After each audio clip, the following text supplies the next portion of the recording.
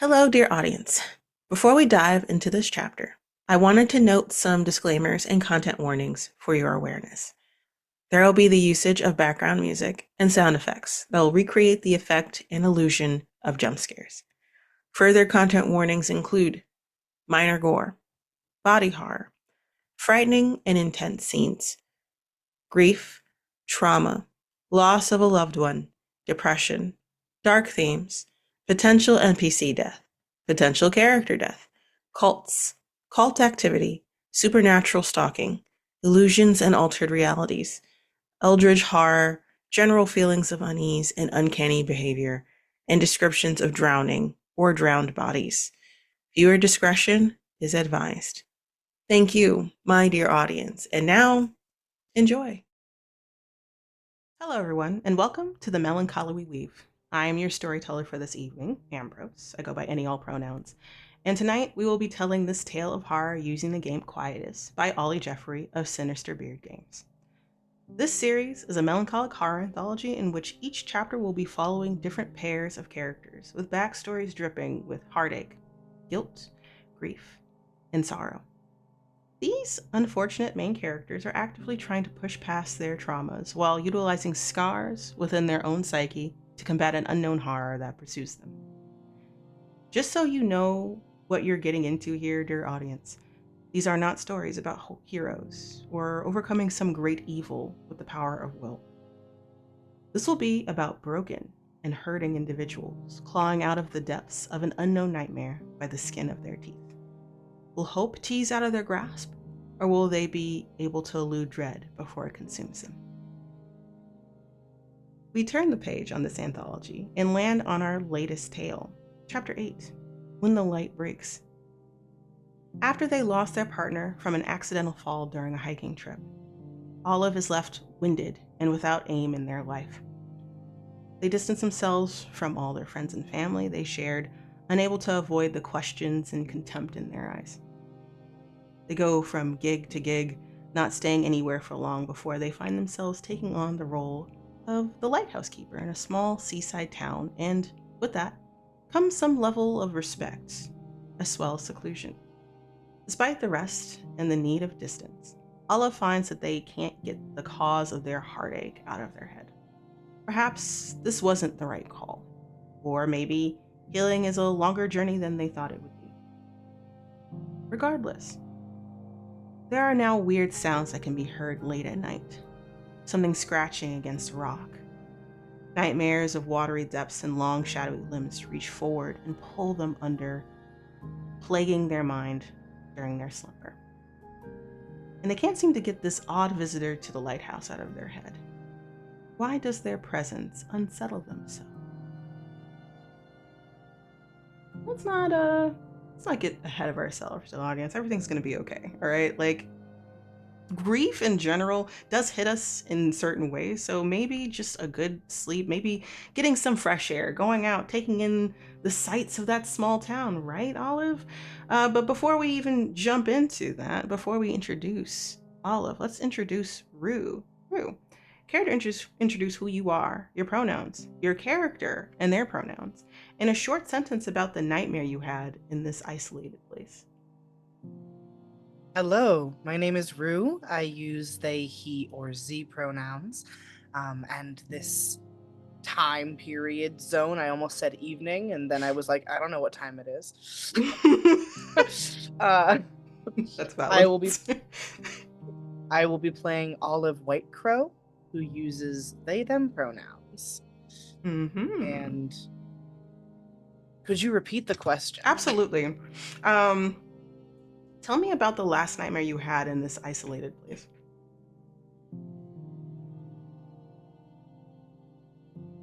It's one of those dreams where at first you're not aware that you're dreaming.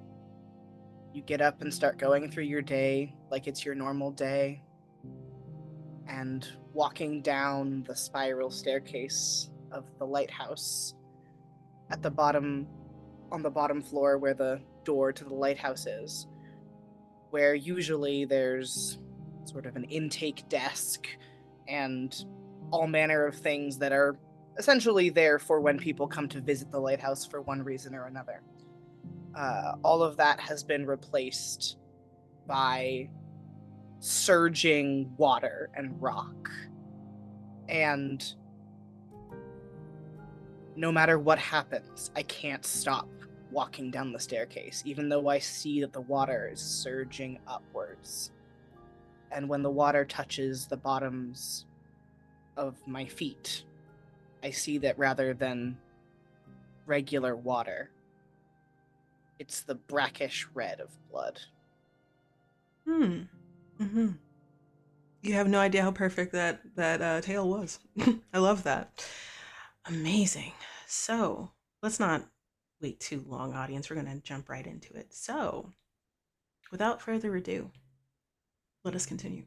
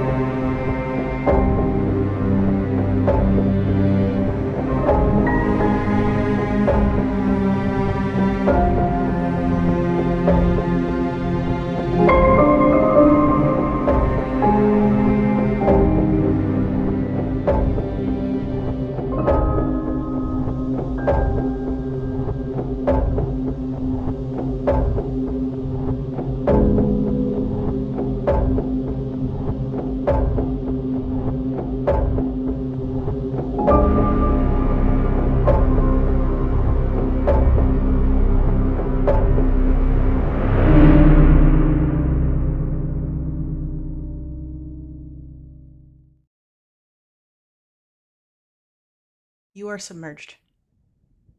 Water fills your lungs, but you don't feel the drowning. You don't feel the burning need for air. You feel serene, even though, logically, you know you shouldn't feel that way.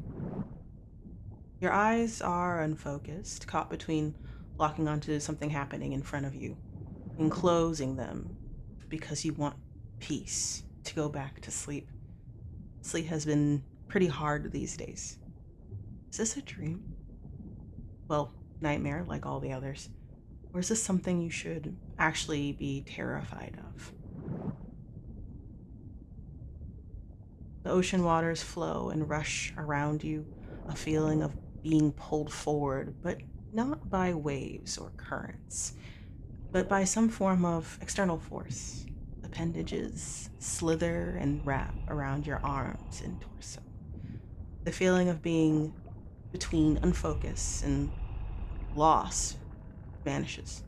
Your attention sharpens as you blink, focusing through the waters. You think you can see the surface of the ocean where you are.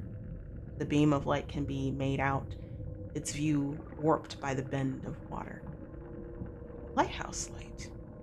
Your lighthouse. Your duty. The warmth of its glow starts to falter, dim and flicker. A sense of dread follows with that feeling. Your eyes adjust in front of you to see what grips you and pulls you forward to somewhere dark and cold. A cavern, cave underneath the lighthouse. Shadowy limbs come from within, have seized you in a grip, possessive as it pulls you forward. Then the darkness and the depths, you can just make out something, a shape. You are jostled awake by someone thunderously knocking at the front of the lighthouse door. You're in your loft. Sun is blazing into your eyes. It's like you were interrupted during a movie, but a very terrifying movie. Jump scares made outside be damned. But that thundering knock is happening. You can hear a muffled voice. It sounds kind of familiar. But you're just waking up and you cannot place it. Olive, as you're rolling around on your what futon or like a elevated bed. I feel like it's very like it's Yeah, just kind of slightly like, elevated. yeah, like if you ever seen those like naval cot style beds where it's Yeah, kind of like a wood frame that's like 6 inches off the ground so that if it's wet, you don't get wet, and that's exactly basically that. That's it. like what I'm thinking. I forgot what it's called, but like it is literally like an elevated, just enough Yeah, to be considered a bed, but really, but really, um, and as you look around and you're torn between like going back to sleep, being grumpy from being awake, and you lift up. Can you describe what you look like? yeah. Olive is about 5'6", sort of like a medium, like medium complexion, but the most important thing about their complexion is that they are covered in tattoos. Essentially, neck down, all skin covered in tattoos down to their fingertips. There doesn't necessarily seem to be a rhyme or reason to all of the tattoos at first glance. They're all different ages. They are done by different artists. Very clearly, like have gathered them over the years. When they wake up, their hair, which is long, about if it wasn't braided, it would go down to about their waist. Braided, it's about halfway down their torso. But their blue hair is kept in a braid so it doesn't get everywhere while they sleep. Um, and sort of like they look, despite the fact that they've just woken up, and perhaps partially because of how they were woken, but also you get the sense that this is how they wake up every morning. They look tired. Their eyes are sunken into their face. There's lines around their mouth and their eyes. They look older than they actually are. Hmm. All right. As you narrow through getting your bearings, remembering where you are, the lighthouse in this seaside town that you found yourself in, you are kind of used to people randomly waking you up at all times of the day, morning, afternoon, and evening. But this really grated on you this time. What do you do? Like how are you handling this? Are you gonna like quickly get dressed, or at least like somewhat like I imagine you're dressed, but like partially decent, like I'm in my Yeah. sleepwear, and find out who it is, or Yeah. I think for specifically this kind of reason, they keep a like coat hanging on a hook by the edge of the staircase. So right now they're in their sleep clothes, which is like a cotton tank top and some joggers essentially. But they'll toss the coat on so it to at least look like some kind of decent, like you said. Grumbling the entire time, like under their breath, like this better be important. I don't know what you possibly could need from me at this hour. I don't have any appointments today. I don't think I had any appointments today. um, Making their way down and like rather than a traditional peephole, I assume this has more of like one of those like things that you move out of the way to see out the door, and that would be their first go-to is rather than opening the door, they're gonna look and see who's outside. yeah. Is it like one of those bigger viewfinders where like you can get a Yeah. nice, yeah, I like those. So you do that, you flip it up just so you can see out, and you see like the short cut chestnut brown hair, like short glasses, blue eyes, like pasty skin, even though like we're in a seaside town next to a beach, of a very familiar figure, which is Matt Higgins, the door-to-door salesman, because apparently people still do that. Knocking on your door, and he like is looking into the viewfinder, like, is that you, Olive? How you doing? And you feel the urge to check your watch to see what actually the time is, and you do, and it's 9 o'clock in the morning. Who starts at 9 o'clock in the morning knocking like that at people's door? There's like a brief moment where Olive considers like getting the loudest setting possible on their white noise machine and going back to bed. Mm-hmm. But also, they know that Matt will find a different way to wake them up. Mm-hmm.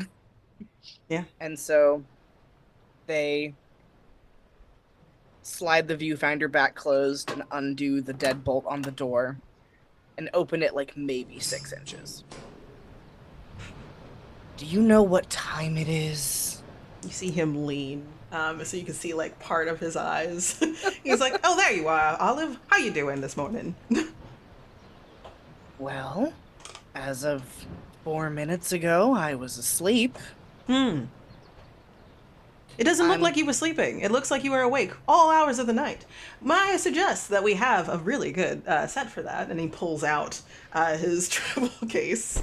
It has, you see little bottles, and it's very much like essential oils and like a diffuser. But it looks like a travel kit of it, like perfectly put together. So like if someone wants to whip this out really quick wherever they're going, you can take it in wherever you want, any time of day. I would suggest you do something for the sleepy time one I have right here. You know, I don't really, I'm not supposed to have any kind of like fire or heating implements in here. It's a really old building. A lot of the structures are wood. Oh. Best not to No worries make then. any. I don't know about tea, but I know you have a kettle in there. But I do also have different types of tea, specifically sleepy time, just for you. And he just like goes through as well. Doesn't leave. It's No. just like making himself comfortable at the front of your lighthouse. um, After about 5 minutes of him opening different boxes of tea and telling them about the many mhm. health properties that they definitely have, Absolutely. Olive like holds up a hand and is like, "How much is the tea?" Oh, well, for this kit right here, it's about $50. If you want the whole thing, it's about 150. I could do a deal for it though, and I can knock it down to 120. How about that for the whole thing?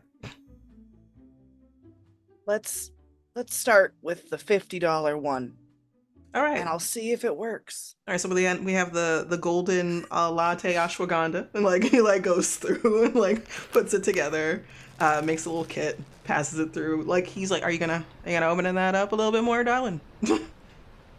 Just like opens the door to the point where like if he wanted to, he could step in, but like Mhm. not like a fully open door, like halfway open, and then just let me get my wallet, and I will pay you, and then Okay. I will try your tea. Absolutely. And he just like stands at the door but does not enter. He just is holding the tea packet, looks around, and doing wonderful with the place. Oh, thanks. You can come in if you need to. I'd rather not. All right, fair enough. No offense to you. Just between you and me. This lighthouse gives me the creeps. You're not the first person to tell me that. Apparently, that's part of the reason my predecessor isn't around anymore, but it's not What the was their creepiest name place I've again? lived. I don't quite remember. My predecessor? Yeah. I mean, I was here when they were around. I mean, I don't know. By the time I got here, the place had been empty about a week. I'll check it out later. I am curious. I can see them clearly in my mind, but it's not hidden for some reason. But yes. Definitely you should try the sleepy time tea. Definitely. Well, I'm awake now, so I might as well stay awake, but I'll give it a try this evening. All right, and then like you like get cash, like cash Yeah. on hand. Give him I 50. am not giving this man a credit card. That's cool. That is so fair. So like y'all make the exchange at the doorway. Can you roll for me, please? Yeah. 4. 4.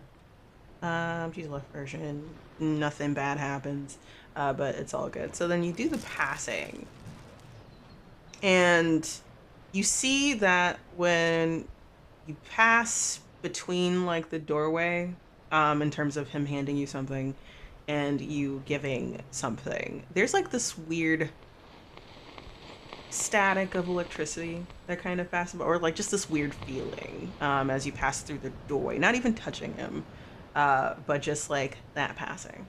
And then like you're like, okay, that was a little weird, but you kind of take it as like, static, like you rubbing up against something, like weird. Yeah. And he kind of has the same reaction, like, oh, electrical charge. You know what those are things about? I don't know what that's actually about. Don't ask me that question. But I heard that, charging electricity between people meant to talk more often. Eh? Maybe. But I don't leave this place much and it gives you the creeps, so Well, maybe you should try to leave this place more often. There's diners, there's different like restaurants, there's a whole bunch of stores out there. You can meet me at my home turf. do you have a storefront? Give or take. That's where all of us other salesmen meet up, is the best way to put it. Okay. Gotta talk to our boss. Like, re up on our supplies. You know what I mean? No, but I'm gonna nod and say that I do. Right. So, it was good doing business with you. Thank you for the 50. Please have some of that tea. It'll do wonders for sleep. Take care, all. Like, Thank you, salutes Matt. and salutes and walks away. And this man, who either every day or every other day, or at least 3 times a week, you definitely see him, comes to try to sell you something. And sometimes it works just for the sheer amount of him doing it over and over and over again. And other times, like, you're just, but I still have the supply from last time, so I'm good. The first thing about Matt that you've always wondered, and it's kind of weird, is like he talks a little weird. Like he talks a little out of time, and it's very much like a old time salesperson or vaudevillian vibe. And you're like, wow, like it does kind of work. It does leave an impression in my head. But he's a very interesting, weird guy. But everyone around here is kind of weird. Just not Matt's brand of weird. Like knocking at 9 o'clock in the morning to sell me tea, or oils, to help me go to sleep. You close the door behind you, take your tea. Are you going to actually drink it, or are you just going to be like, okay, now I'm awake. What do I do? Like, So, what are your plans? first off, I have a cabinet in the little like kitchenette area of because I imagine the like ground floor is the like people come in here space, and then the loft is all of the living space. There's like a little kitchenette and a little bathroom, and there's a cabinet in that kitchenette that is exclusively things that I have bought from Matt. Um, and I open it, and inside there's like some lotions, there's some skincare products, there is a different kind of tea, like a different brand, whatever other brand he was selling 3 weeks ago. And so I just sort of place this tea box amidst the other ones and think about it for a little while. And, well, if I remember to have it tonight, maybe I'll try it. And then I close the cabinet and promptly turn around. All Um, right. So you look at your collection of things from Matt, and you're like, I probably will use it, probably never ever again after this point. Turn back to your lighthouse on the lower floor. What are your plans for the day? what day of the week is it? It's a good question. Let's say it's Tuesday. All of the weekdays, Olive starts their day with sort of a check of all of the basic mechanical parts of the lighthouse. They don't pretend to necessarily understand how the mechanical parts work, but they were given a list of things that mean the various parts aren't working, and therefore when they need to call a mechanic. Mm-hmm. And so that's sort of once they, wash their face and become a little bit more of a human person, uh, that's their first order of business, is going all the way up to the top to check all of the mechanisms and make sure that the lamps aren't burning out and those sorts of things. Because, as evidenced by Matt, but also it's a weekday, anyone could stop by for a surprise school trip or some sort of other calling. And so Olive wants to make sure that everything is in working order so that if someone does show up, it's not like, come back later, the lighthouse is broken. Okay, so you're checking things out, kind of keeping the maintenance, especially like making sure the light is still functional. That is the most important part. Um, Instilled in you by literally anybody that told you, like, hey, make sure this thing stays how it is. Um, let's say that you got ready for the day, probably changed out, whether you kept parts of your sleepwear on and then like just put on things that were a little bit more functional for doing any kind of labor, or just full on like anything just for labor, you did that. And as you're going through and you're doing the basic maintenance for the early morning afternoon, can you roll for me? Yeah. 5. 5? Okay. So you do that just fine. Everything seems to be working as functional. You do notice something though when you're looking at the bulb of the lighthouse, which is like a larger bulb of sorts. There is some effort required if anything were need to happen to be changed. But you do notice that like it's not like a crack, but it looks like there's some form of creeping shattering happening at the base of the bulb a little bit. It's a little concerning, but it's not to the point where you have to replace it. It could just be like there's like some wear on it, or like it might be crushing slowly. A little weird, because this is relatively new, from what you remember, what was told to you about it. But you're like, okay, weird. But it's not to the point where you have to replace it yet. But you might want to note it, and see how it goes, from this point on. You might also note that like it's not really something that would happen unless somebody did something to it. So like kind of, hey, someone might have leaned against it, or that, not like someone like took a bat to it kind of situation. It's just more like, oh, some kind of interference might have happened that caused this. But as far as you know, you're the only one here that would do something like that. So note it, put it in your notes, for your log. Otherwise, you go back to what you were doing.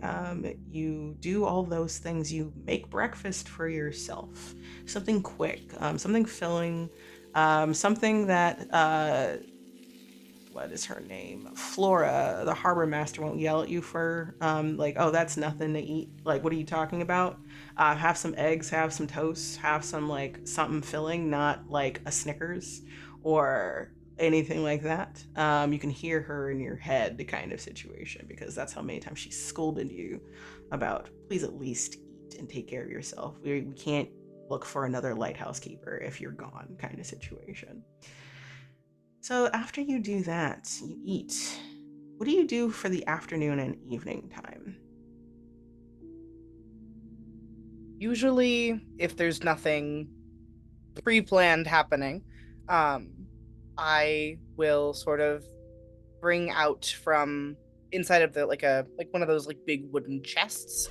There's an easel and a variety of painting supplies and sketching supplies.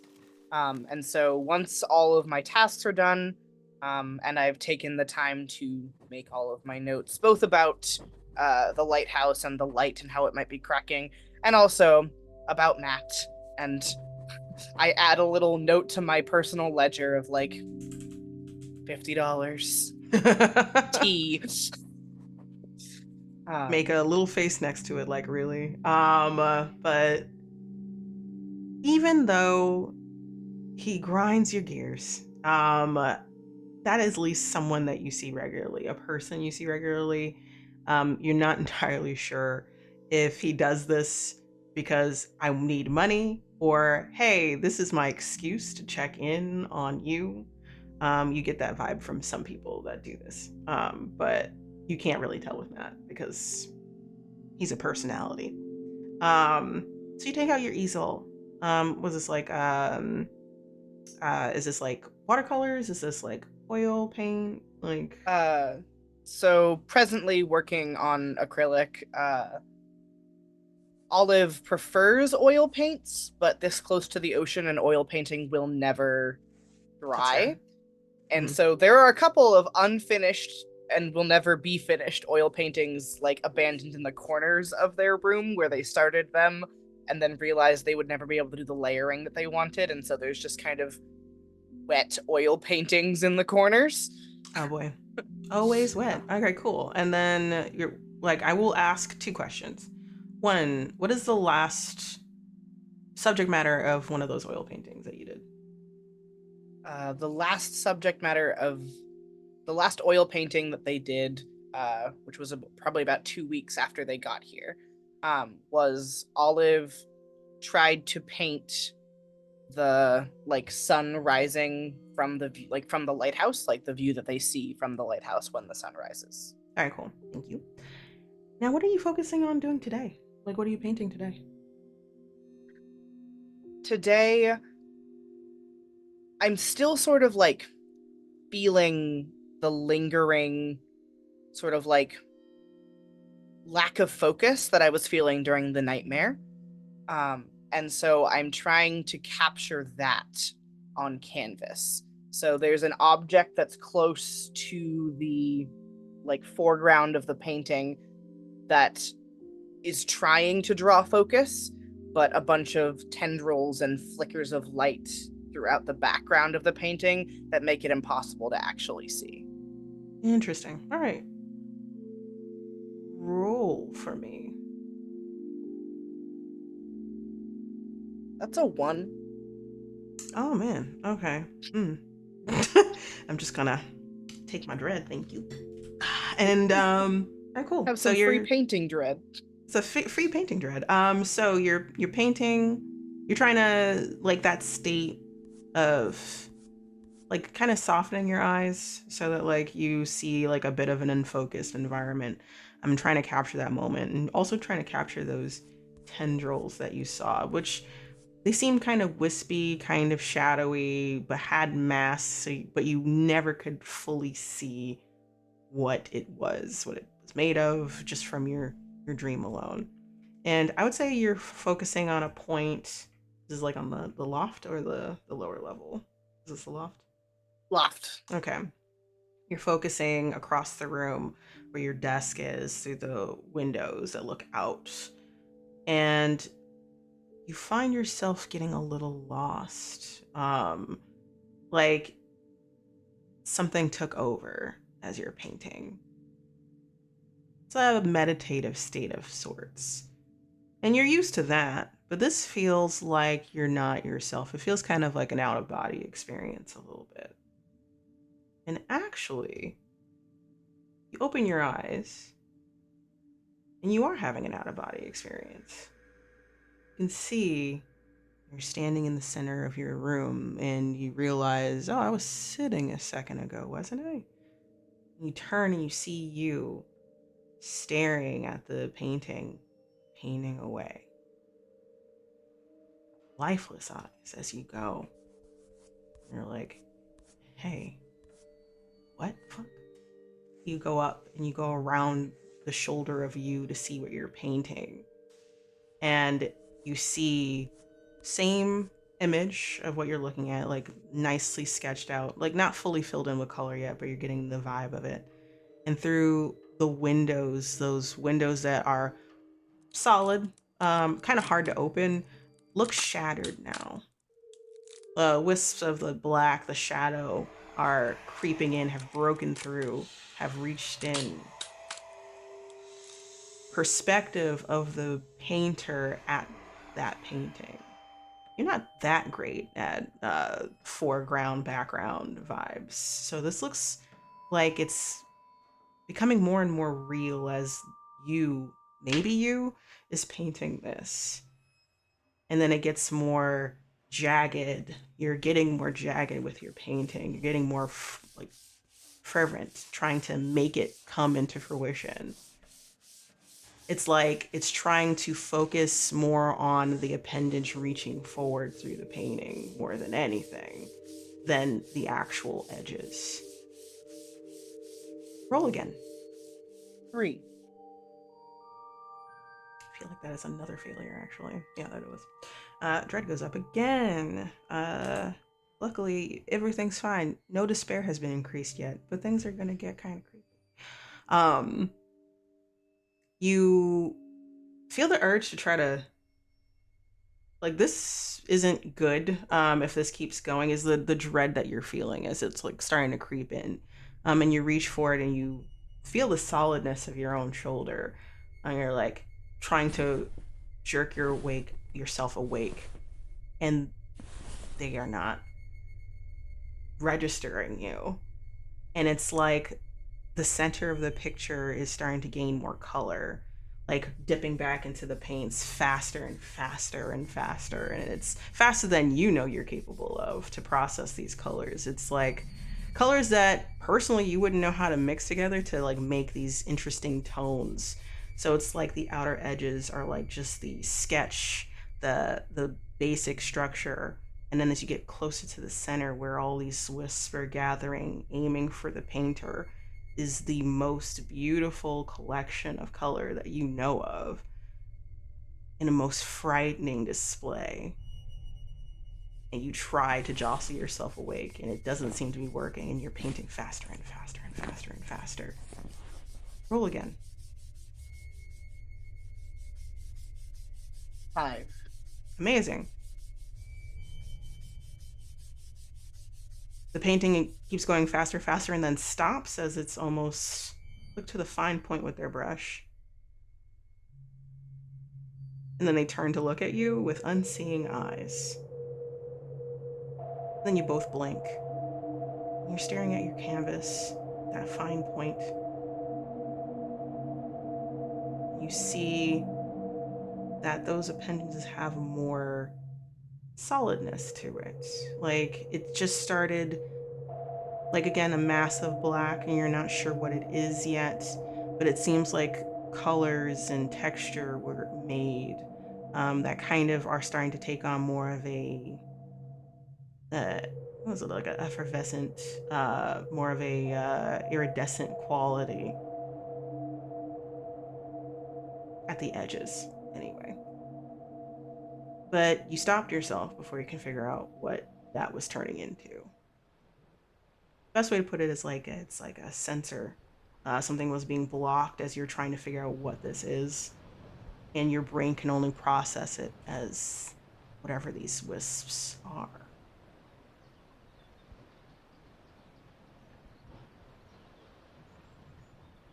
I'm going to take the painting off of the easel. It's still wet, so Mm-hmm.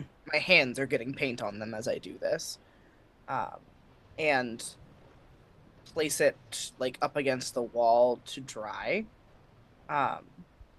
Because there's something that is more upsetting about it being on my easel and having to remember that experience than just having the painting itself. Mm-hmm. And I get the sense that I have done this kind of thing before, but not necessarily to this like extent. No, this is the first time it was this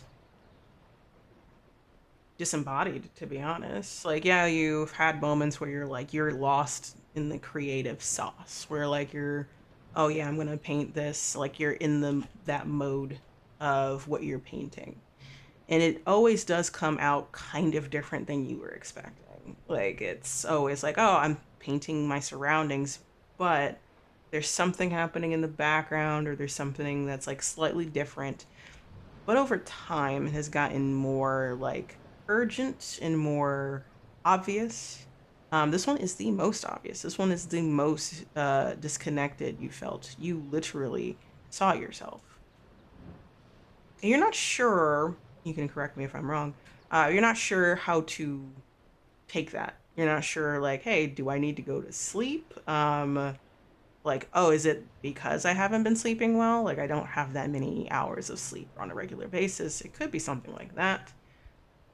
But even my whole life, like I have never like regardless of how sleep deprived I've been, I have never just disconnected from myself like this. And you're kind of looking, stepping back, looking at the painting, tilting your head, and then there's a knock on your door again downstairs. This time it's not urgent, it's not demanding, it's not salesman knocking vibes. But you can tell me if I'm wrong or not, but like, do you know everyone's knock that comes to knock on your door kind of situation? If they've come more than once or twice, yeah, All right, so this because this it knock is lets urgent, but like more like demanding attention, but it's very succinct and to the point, like three knocks. Doom, doom, doom.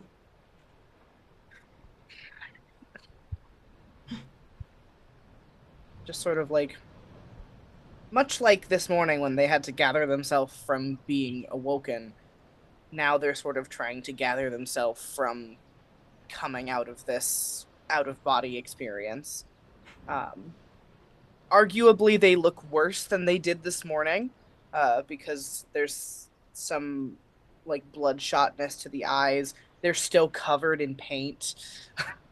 Oh my um, their their god. hands are covered in paint. There's like splatter on their clothes because while they were out of their own body, they were very into the painting. Um, and so they sort of like brush their hands off on a towel, which doesn't really solve the whole problem, and then head back down the stairs to go and answer the door. Spiral down the stairs, and then you get to the front door, and you do you like undo everything, or are you just like doing the whole partial open thing again to see who it is? Uh, I will like flick the thing, the Viewmaster up to make sure before unlocking it. All right. Based off of the knock, and you guessed right. When you flip it open, you see Flora there. You see twists, like dark brown hair twists, dark skin, um, like honey brown eyes. Those twists are put into like a bun. There's some that are out. You see like overalls, like a white shirt underneath it, a jacket over it, um, gloved hands, hands on her hips as she's like looking around. Like she doesn't look impatient. She's this is just her go-to stance of patience, which she doesn't have any. And she turns her head to look at the viewfinder, seeing that like it's partially open. Close that and then undo the deadbolt. And as opposed to opening the door 6 inches for Matt, Olive opens the door all the way. Hey, Flora, did I? Sorry, did I miss an appointment? I don't. No, you look like shit. First of all, It's been a rough day. really. Have you gone out and got any vitamin D? She points to the sun outside, which it's like to you, it's like sizzling as it enters through the small area that you've opened up. I opened the door this morning when Matt came to sell We've me had tea. conversations about this. That's not enough. And I don't care about what that weirdo Matt does. All right. Have you gone out and got breakfast? Gotten I some made air? breakfast. Go for a walk? What'd you eat for I breakfast? scrambled eggs and toast. That's better. It's a lot better. It's a lot better than just grits or toast with butter and only that all day. But it's now like makes a show of lifting, looking at her watch. It is now 2 o'clock p.m. That means it's lunchtime. So, are we gonna go out and get lunch, or do I have to manhandle you out of this lighthouse? Uh, we can get lunch. Do you mind if I change my shirt? It's paint. Like she looks down at you and looks down at your shirt. Did you roll through paint? No, I was very invested in the piece I was working on. Say no more. I understand it. I'll be out here. Don't keep me waiting for too long. And then she walks, like, turns back around and walks, and you just see her back as she's looking out. Very picturesque as she's, like, looking around to check just the shore and everything like that as she waits for you. Yeah. Very quickly, just sort of like toss one. Olive tends to wear like a tank top or a shirt, and then a button down over it open.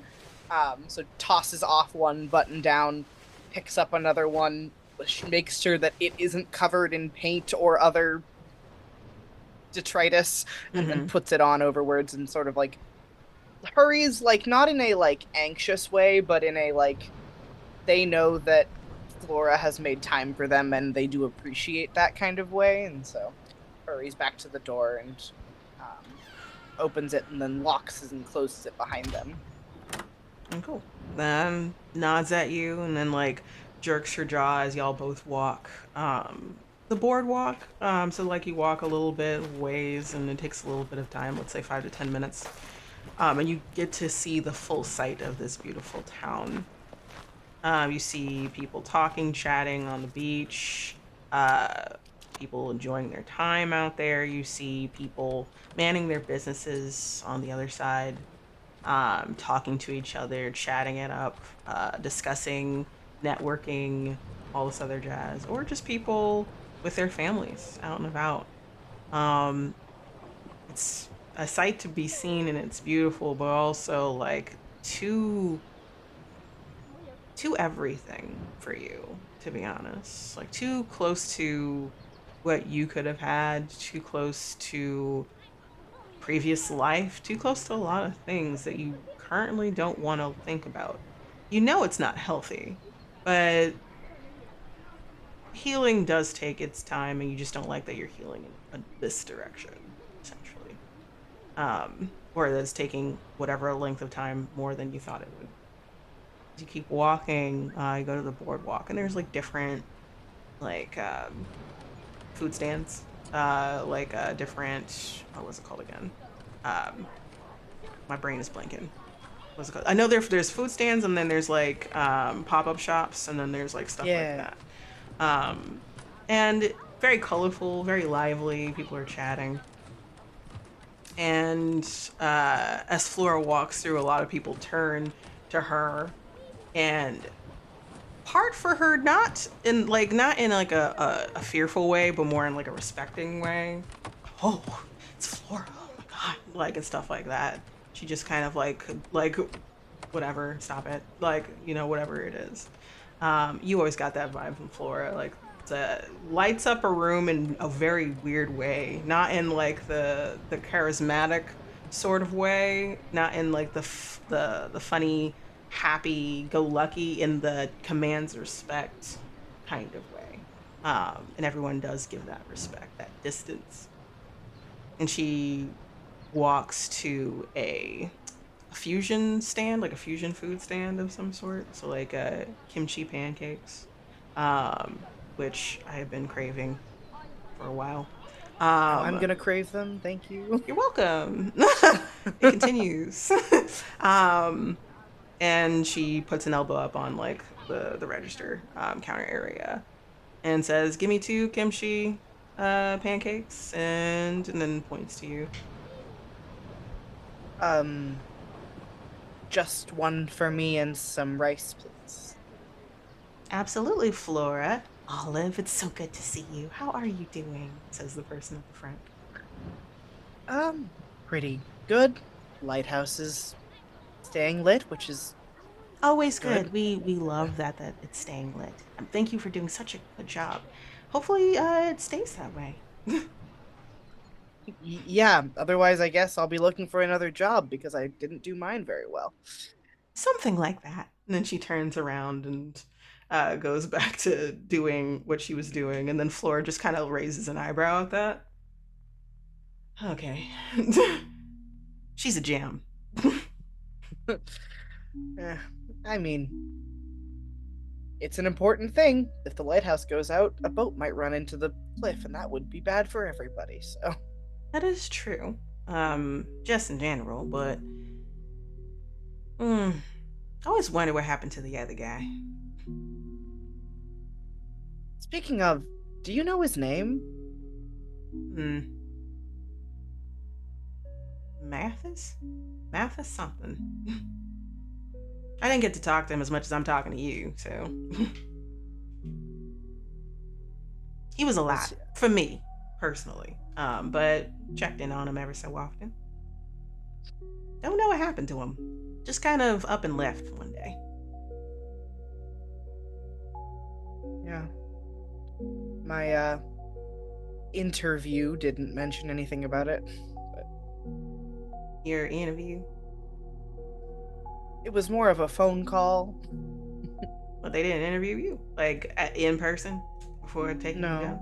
No. Oh, okay. How would they know if you knew what you were doing? Wait, did I actually teach you everything that you needed to know? Yes. She squints. Well, I'm a great teacher then, but also, yeah, that's a little weird. All right. Well, maybe they just needed somebody. Like, I don't know who it wouldn't want to have a nice, cushy gig as a lighthouse keeper, especially if they have experience. But you're doing well outside of not going out and taking care of yourself. I guess I'm also learning that from you, so. Hmm. Please do it without me being there.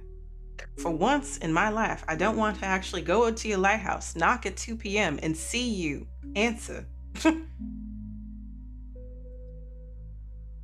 I will make an effort to at some point be outside at 2 p.m. so that no one is at the door when you call. How old are you?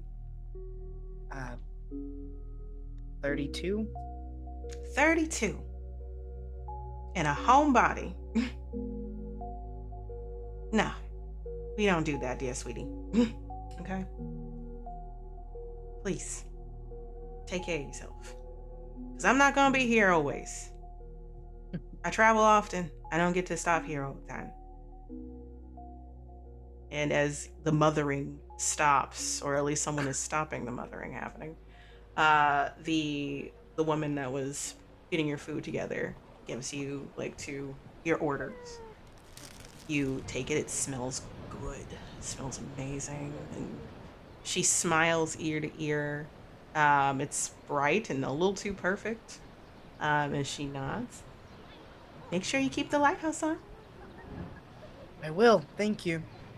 And she nods and then goes back to turn back around. Can you roll for me? 4. Nice. All right. So you do notice it then, which is great. So you turn back around and you're like, "Ooh, this is looking good." And you take a bite out of your pancake and you look up and you notice that everyone on the boardwalk was staring at you, all of them. And then as soon as you look up from your bite, it's like they go back to doing what they were doing. It's one thing if it was like a few people, that were looking at you. Because yes, you have blue hair and pronouns. So whatever. But it was everybody. Uh, I'm wearing pants, right? Like, Flora has like the pancake in her mouth and she looks like, yes. Sorry, I thought everyone was staring and I wanted to make sure it wasn't like those nightmares people have where they leave the house not wearing pants. And she looks around and it's a little too late to verify because everyone's back to doing what they were doing. Like, I will tell you this. And she starts walking, pats you on the shoulder. It's pretty heavy handed, so you kind of, oh.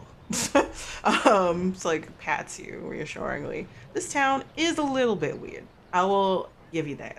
They are very nosy about everybody's business, especially outsiders. But they good people. They take care of their own. They take care of you. Maybe give them a chance. I grew up on a res. I know what nosy is like. Oh yeah, so do I. Nobody minding their own business. She starts walking, and y'all have like a decent lunch. Talk about everything that you could think of in comfort with her, because you don't want to tell her everything. But you do tell her. Uh, do you tell her about your brother? Like, does she know about your brother?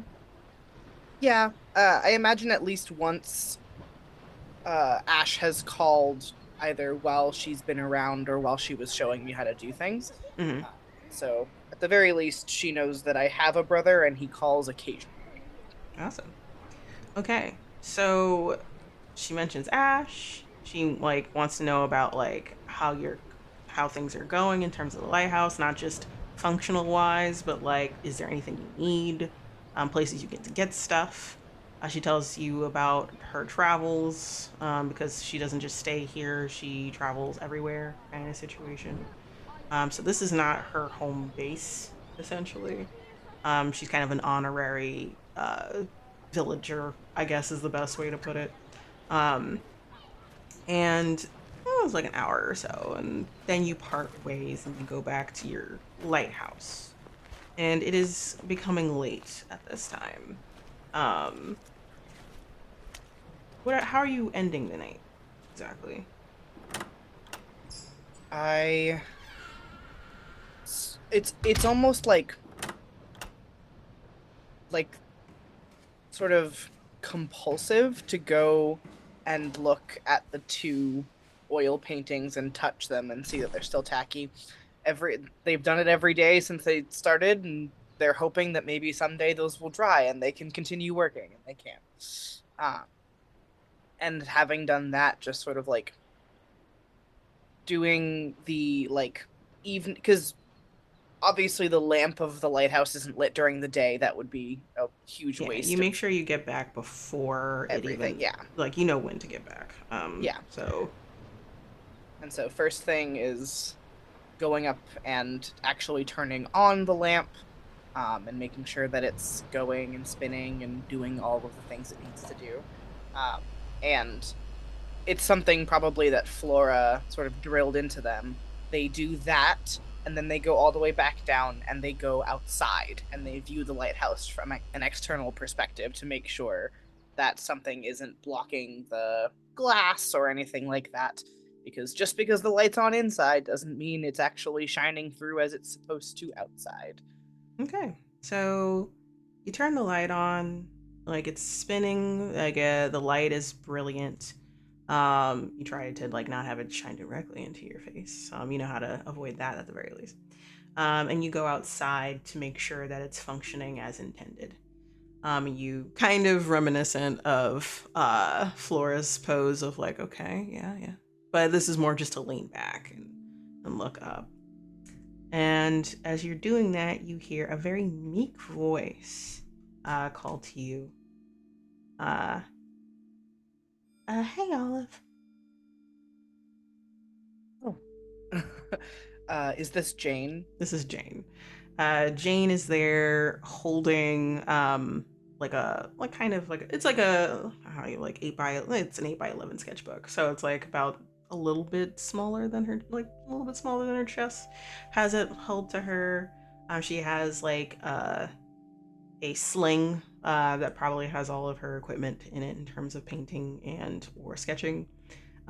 She has uh, vibrant blonde hair, very like it's a little frizzy. I was gonna say and it's kind of curly, frizzy. Some strands are out, but like the rest of it is in a bun. Um, and she has vibrant green eyes. And a very nice smile, like just very sweet. Probably 5'5", 5'4", and is wearing like a very drapey dress, like very bohemian style, with like sandals because she's on the beach, which makes sense. And she kind of like comes over to you with like her sketchbook in her hands. Hey, Jane. Good to see you. How are you doing?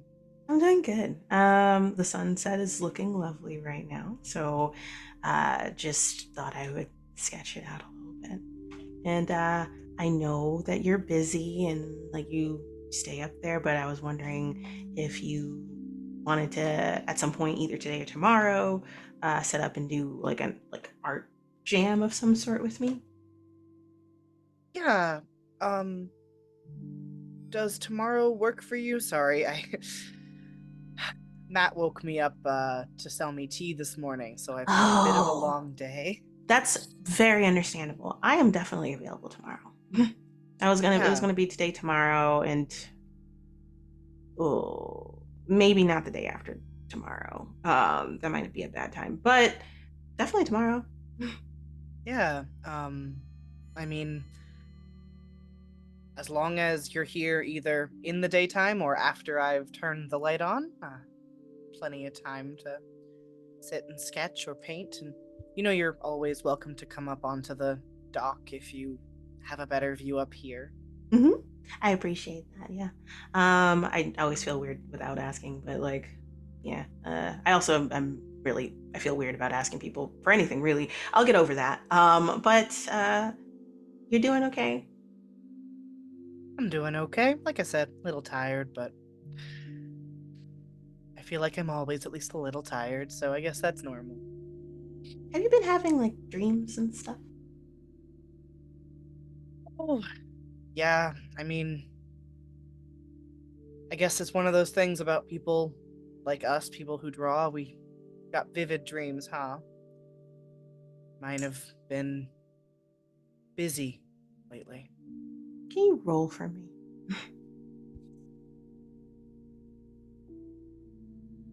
Ooh. Hmm. Dread increased to 30 feet. So you don't notice, unfortunately. Like she gives you a look, but you're not sure what that look is. But before you can even kind of register it, she blinks. Is like, yeah, yeah, like creative juices, and like they plague us even in our nighttime hours. Yeah, I gotta go real quick, but I have to drop something off down the ridge. So like she points, and you've never really like, I don't think you've been there. Like you can tell me otherwise, but there's like this part where it's just kind of like water that's accumulated. It's like if this is a lighthouse and it's like on a rocky ridge kind of situation, there's an area around there, but it's kind of hard to walk through to on the other side, especially if like you have to consider the tides, and the walk path might be getting blocked off. So you know from how long you've been here, because it's been a few months that you've been here, you're not sure if it's the right time to go in that direction for her. But she's like, I'm just gonna like drop some stuff off real quick. Um, are are you sure that the tide's coming in? Oh no, I know I'm gonna be fine. Don't worry. I'm kind of missing. I was supposed to do something over there, and I forgot to do it. And this is kind of the last time outside of tomorrow that I can. So don't worry, I'll be fine. No worries. Um, she's like, it's good to see Okay. you again, and please, uh, take care, and I will see you tomorrow for our jam. If you don't show up tomorrow, I'm going to go looking for you down there. Don't worry, I'll be fine. And she like smiles at you.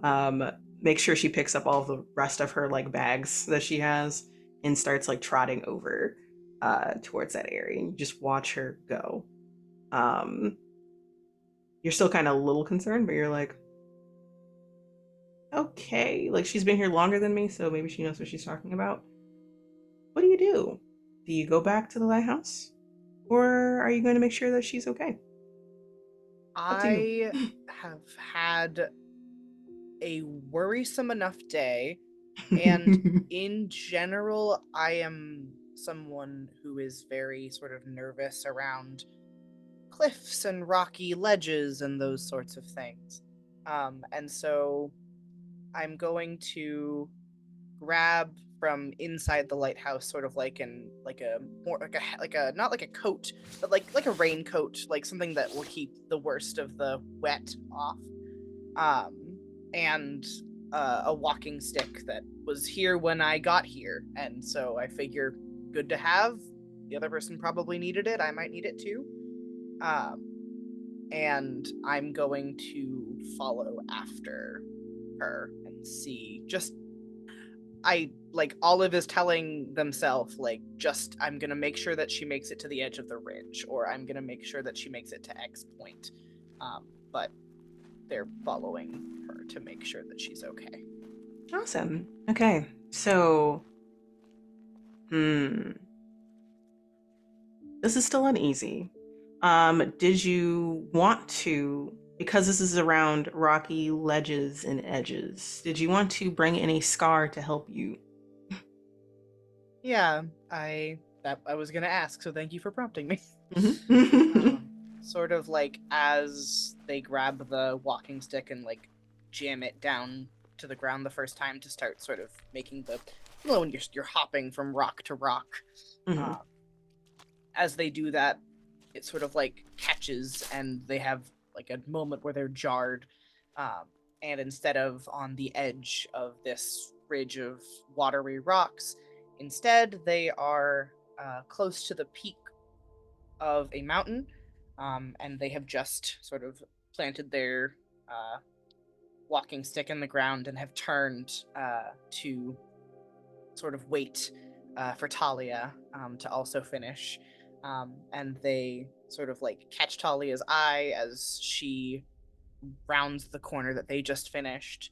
But then walking her walking stick catches on a rock that is not stable, and that rock falls, and the rock that it's next to falls, and with it, Talia goes tumbling over the edge of the cliffside, and no amount of speed could have stopped it. But Olive goes running towards the edge, and all that means is that they watch as Talia crashes and sort of like rag dolls at the bottom. Mhm. Being near edges, cliffs, faces, even if it's like not that high or the highest point you can think of, it brings this memory back. So with this element, let's call it, what would you like to call this? Experience climber or never Yeah. again? Or like experience climber? Ooh, Okay. I like never again. Never again? All right, let's do never again. I love that. All right. So you can now add another dice, but increase your anxiety by 2. Yes. And also you can use this whenever it's relevant without adding more anxiety. Ooh, thank you. That's a 6. Yeah, okay, The so other you one was a guys 1, I want you to know, so it was really the two extremes. either the 1 or the 6. And I love when that happens. Like, yeah, I really am glad that I made a pool in this situation. So you grab your coat, get that stick, that walking stick. You're happy that it's here for whoever left it behind. And you start climbing kind of above that walking path because you can go through the other side, go around the lighthouse down a rocky or a path. It's kind of hard to walk, but it is walkable. And you're being careful to like kind of stay out of sight just to keep an eye out, and you do it expertly. Um, and you watch his blonde hair, Shaggy is walking. Um, and you're still going, you're walking, and then you get to a certain point where like, oh hey, actually, yeah, the the tide is in. It is high. Wherever she is planning to go, it doesn't look like she can get to it, and she kind of stops where it is and like looks around for a moment, and you're like, okay, she's not gonna do anything from this point. Like, there's nowhere for her to go. And kind of right where there's a rock blocking your view. You see her take a moment, kind of drop her stuff, like put all the stuff down, and then like you see her pull something out of her sling, and you can't really tell what it is. Just like holding it to her really close to herself. And then it looks like she walks forward, but the rock like there's like a rock face blocking your view, so you're not sure what she just did because there's nowhere for her to walk. She goes somewhere. You don't hear a splash. You don't hear her struggling to stay above. From this point on, if you want to go like to find out exactly where she is, you're gonna have to make another roll. But otherwise, you're like, okay. It's either that or you wait for her to come back to see if she does. I'm going to sort of drop down to where the path that she was on and see if I can't follow her. So I will roll again. Oh, cool, cool, cool. So you're gonna like full on drop down and figure out what's going on. Okay, cool. I love that for you. So you can use never again again. Okay. This will apply. 5. 5, good. So still in passing. Um, so you stumble a little bit, and there's some like rock bits that fall. You hear the crumble. And you're careful to like land in areas where there's like no, not like high levels of water, but it's not like you're gonna sink where you are. And you go around and curve around these rock formations that have formed. And you go around a rock face to see exactly where she might have gone, where her bags are, and you see from that point on, there's just nothing but water. You don't see her. You're not sure where she went. But her stuff is still there? It's like the water isn't disturbed in a way where someone, and even if she was like fighting to swim or whatever, you would see her. Yeah.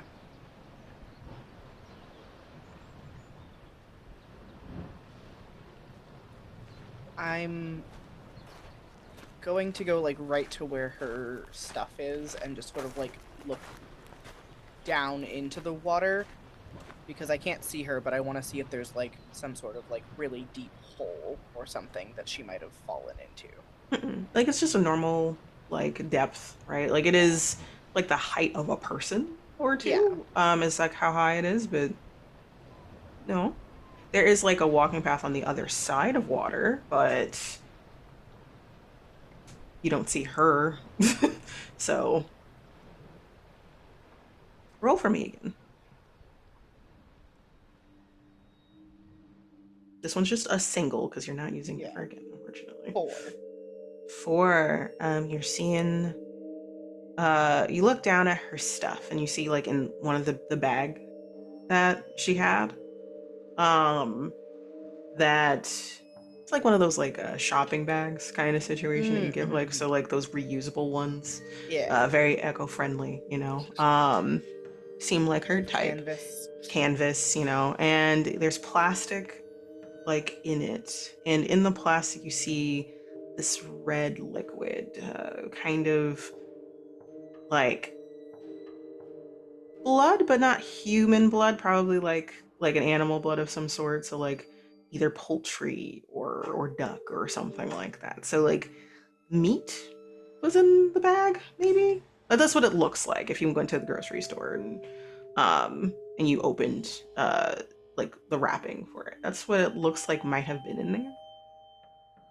But it's not there anymore and it's fresh from what you can tell. And you're wondering like, is that what she just like took out? Like food? Like raw food?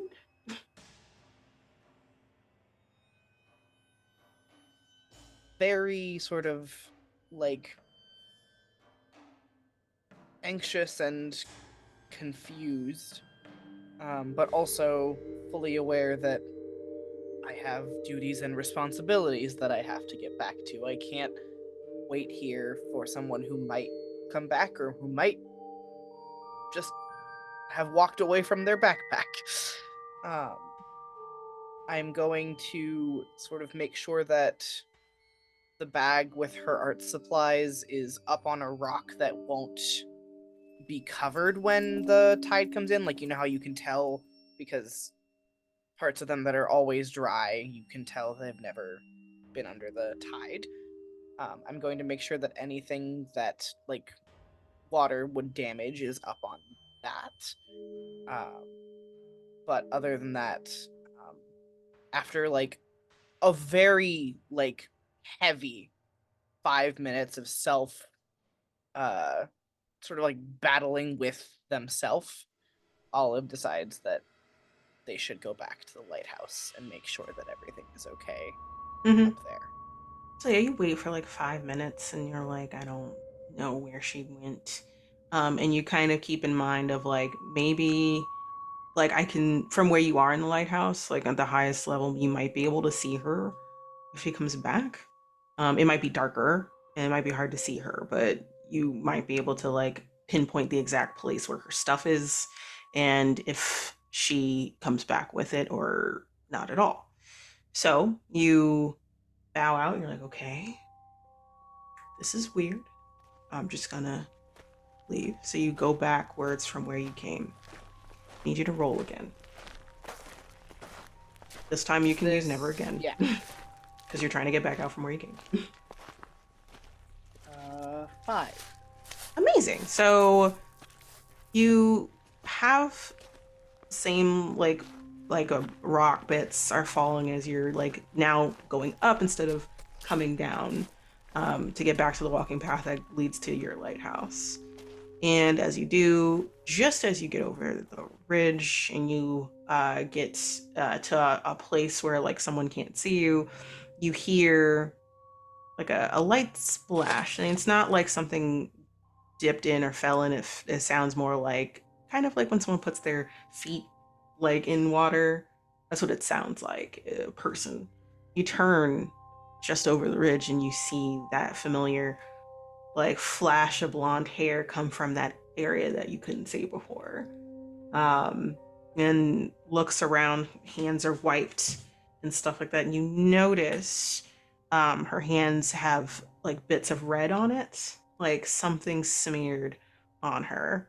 And she like looks around like and like digs into the canvas bag that she had, and you see like a napkin or like a handkerchief that she wipes her hands off with towel. And then she looks up and looks at uh, the bag that got put on a rock. Like tilts her head, looks around again, and she looks kind of concerned. Uh, but she doesn't think about it, grabs it, and then starts hoofing it back from where she came. And you're like, okay, I don't know what that was about. Where did she go? How did she get back? She looked dry. Like she didn't Yeah, look like she her hair was just as it was. Her outfit was just as it was. So you have no idea where she went.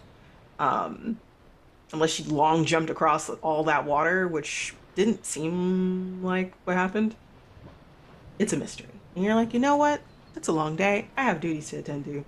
You go back to your lighthouse. You lock up for the night. You stay up for as long as you can in terms of like keeping. I think that you have like a log of ships that might be coming in and out or that are registered for coming in, and you stay up until all of them are due in, as well as just in case if there's an emergency and someone needs to like find out where they are, you kind of stay up as long as you can for that. um Trying to figure out if you're the type of person that would sleep at your desk, or if you would while doing duties, or would you be like, okay, I'm done for the evening, I've done everything that I could, I'm going to go back to my futon. It depends. If, like, if there are ships coming in until 3 or 4 in the morning on a given day, they won't bother going back to bed. But Mm, if the last ship of the night comes in at like 11, and they're not expecting anything, they'll grab the little radio that has the emergency channel on it and bring it up with them to bed. I think, okay, so then you would go up to bed. So you take your radio And you go up because the last ship came in probably 11:30. That's been noted. You make your notes. You wrap everything up. You take the radio, you go upstairs, and you do you try the tea actually before you go up, or do you like you really need sleep, or are you just like you forgot about it, like out of sight, out of mind kind of situation? I think they were certainly planning to before the interaction with Jane, but that sort of like weirdness has overpowered the weirdness that is regular of Matt coming to the house. And so the tea joins its friends forgotten in the cabinet. Damn. Okay, he tried. He did. Um, like you go up the stairs, you take your radio, and you lay down, and you fade, and your eyes snap open at the base of your lighthouse spiral stairs,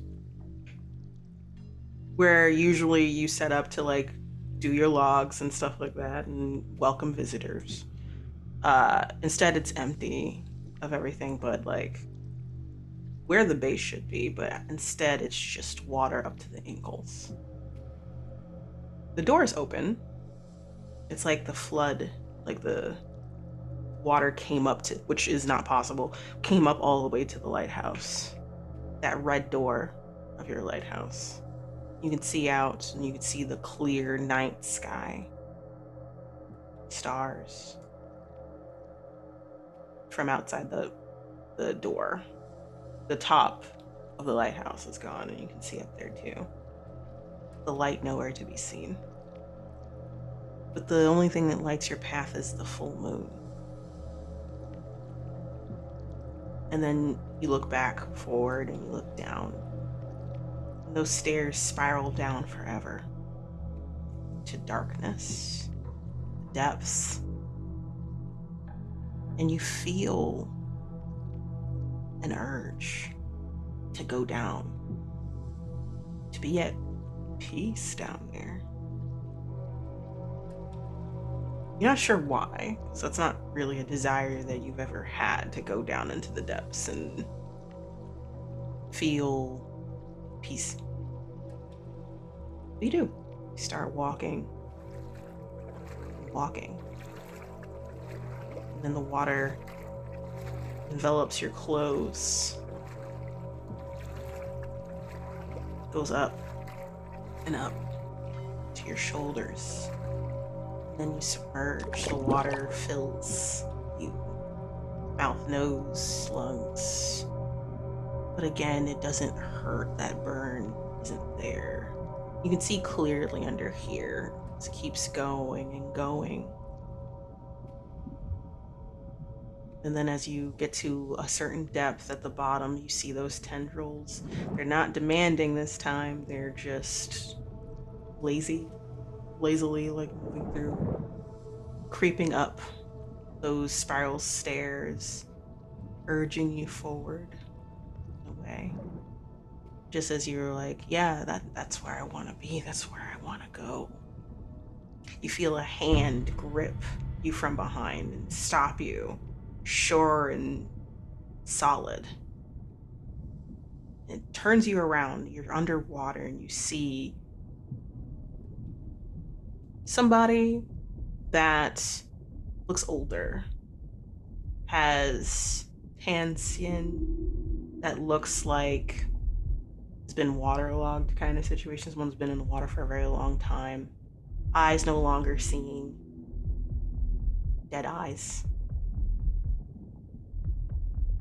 Curly hair. White hair. Or becoming white. Salt and pepper. With a cane. And they open their mouth to say something while there's this like air bubbles.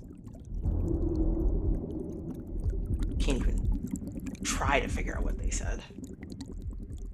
Then you hear the feedback of a radio wake you up.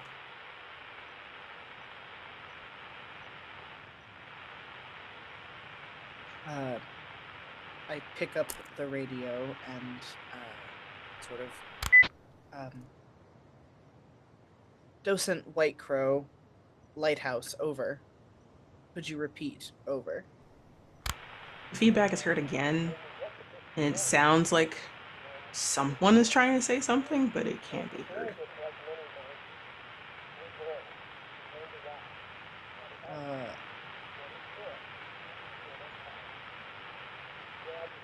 they sort of like try tuning the dial and seeing if maybe like whoever is trying to communicate is on a slightly wrong channel, because radio is like that. They are. Can you roll for me to see if like that might be the Yes. problem for sure? 2. Hmm. I love that actually for me.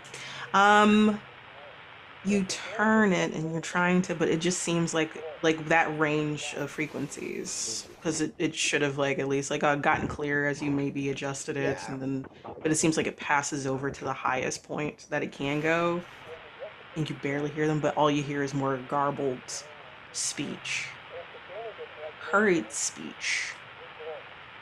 So that's about it.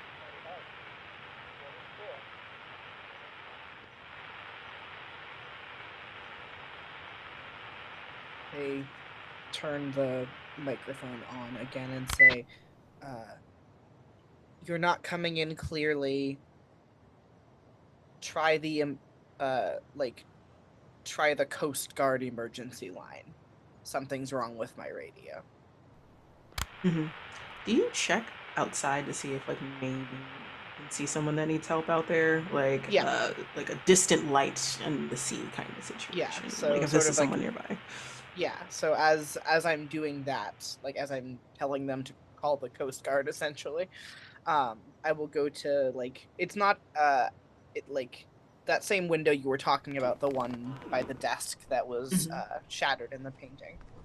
Sort of like looking out that window, and it takes a little bit of strong arming to get it open, but you can get it open just enough to sort of lean out and see to either side. Okay, you look out and you look to the other side and you look out into the ocean to see if you can see any ship out there. Um, like even like just a faint something. You kept the light on, but it might be on like auto kind of situation where like, hey, like it's still sweeping through, but let's say you want to target a certain area, and you're looking through and you don't really see anything, you don't see anybody. So perhaps it was the wrong signal. Maybe nowhere near you. Like maybe someone was is looking for help, but like it's Not not close to here. not close to you. Um, I'm going to take a moment and write in my ledger the time now, but also the time from when uh, the sound was first heard. Um, and I'm going to leave the radio on that station until the static stops, and also note at what time the static stops. Okay. Just since you're waiting to see what happens, I would say roll again to see like, hey, is this gonna keep going? Like, how long is this going for? 4. Oh, so a good like a partial pass. So you're waiting and you're waiting for like about an hour or so, and it's still going through and it's trying to fade in and out, and then those sounds start to sound very like you can kind of put together what's happening in the background at the very least. It does sound like ocean, like waves in the background that kind of sound like snow, like sound in the background, Yeah. right? Where it's like those roaring waves just sound like background.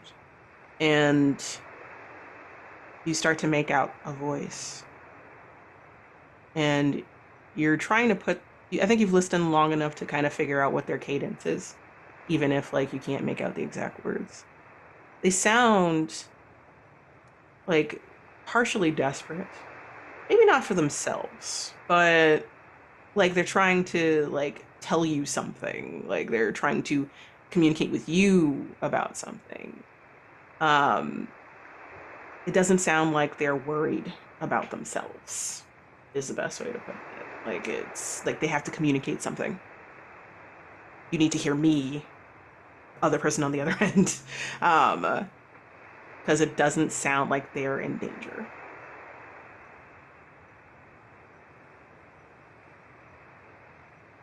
I will add that to my notes. Because part of this notes is obviously for me to upload into whatever archaic system the government uses for monitoring lighthouses. Speaking Mm-hmm. as someone who's worked in a government office, I would not be surprised if you literally have to fax the pages in. Mm-hmm. Jesus Um, Christ. um, but also sort of for myself to, in the morning, like, go and, like, take a look at, like, newspapers or any kind of, like, I don't know what the internet access situation is like in this town, uh, Mm-hmm. um, to see if there's any, like, other, like, incidents that happened during the night. So the more details that I write down, the better.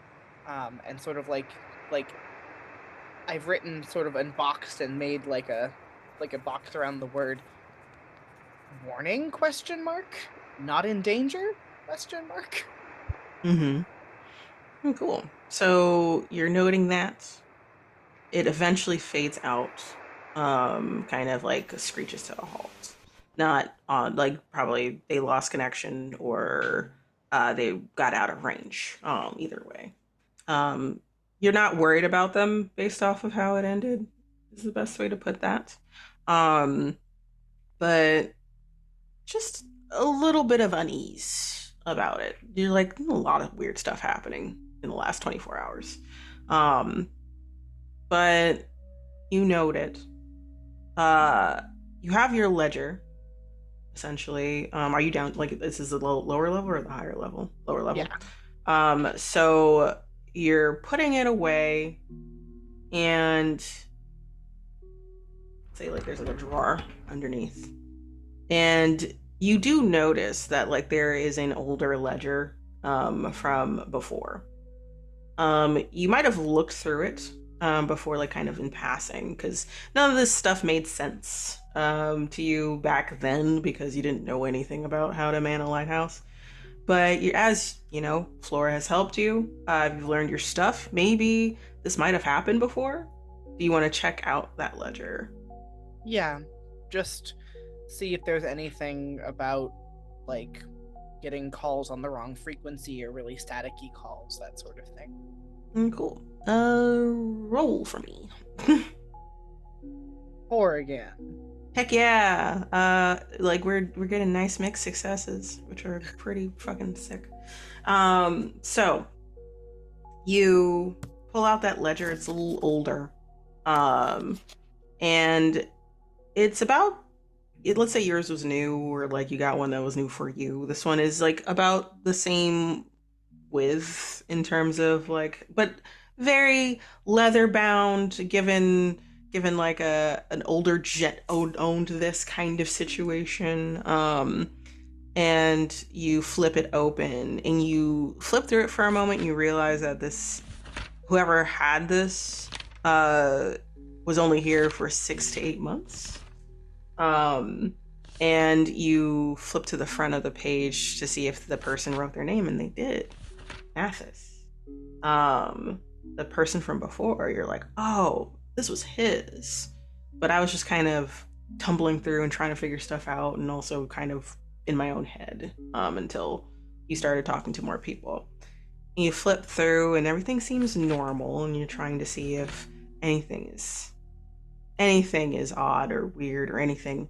And then you get to like the last 2 pages that are facing each other, and you see that there is a note about uh, a call that came in 2 days before the last entry that said that like getting frequency, someone is trying to reach out to me, but could not hear them, couldn't like even figure out who they were talking to. Um, Referred them to Coast Guard. It's kind of similar to what you're talking about. Uh, then you see the next day, it says that like they got another call. This time it was clearer and they could hear them. They told me to leave. They knew my name. I didn't know who they were. This is kind of freaking me out now. And the next day, kind of doing their tasks as normal. And then you don't see anything after that.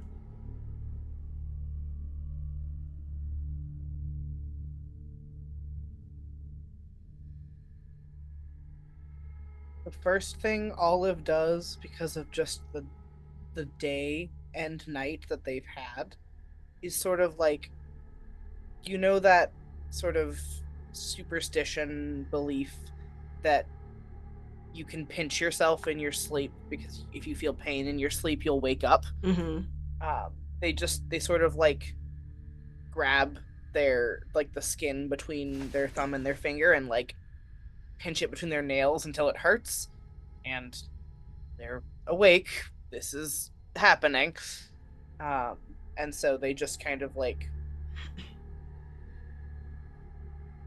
they take the old ledger and they're gonna bring it with them up to the upper level that they stay in. They're not gonna leave it in the drawer with their ledger. Mm-hmm. Oh, cool. So bringing it up, refer to it if you need to. Um, and you decide to, well, not decide to. I think that you might naturally fade to sleep. Your sleep is kind of endless. Like it doesn't like you don't dream of anything. You don't dream of watery depths. So it's kind of a peace for you in its own way. Finally, like no more nightmares for tonight. When you go to sleep and you wake up, it feels like you didn't sleep as much as you would have liked to, even though like you should have. It feels like you only slept for an hour out of like the remaining 5 hours that you did. And you are woken again by thunderous knocking at your door. You know those knocks. It's Matt. And Matt, uh, as you know, normally doesn't come every day. So like this is a little not entirely out of character, but like this is a little out of character. He's coming 2 days in a row. Yeah.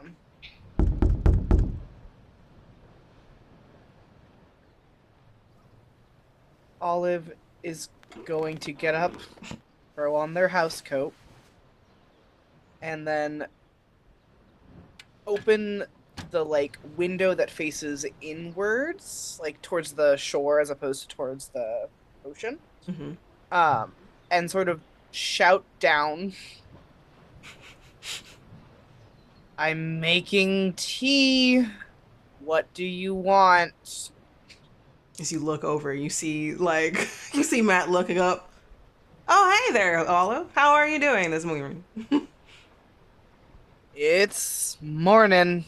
That's certain. You said you were making tea. I hope you're trying the tea that I got you.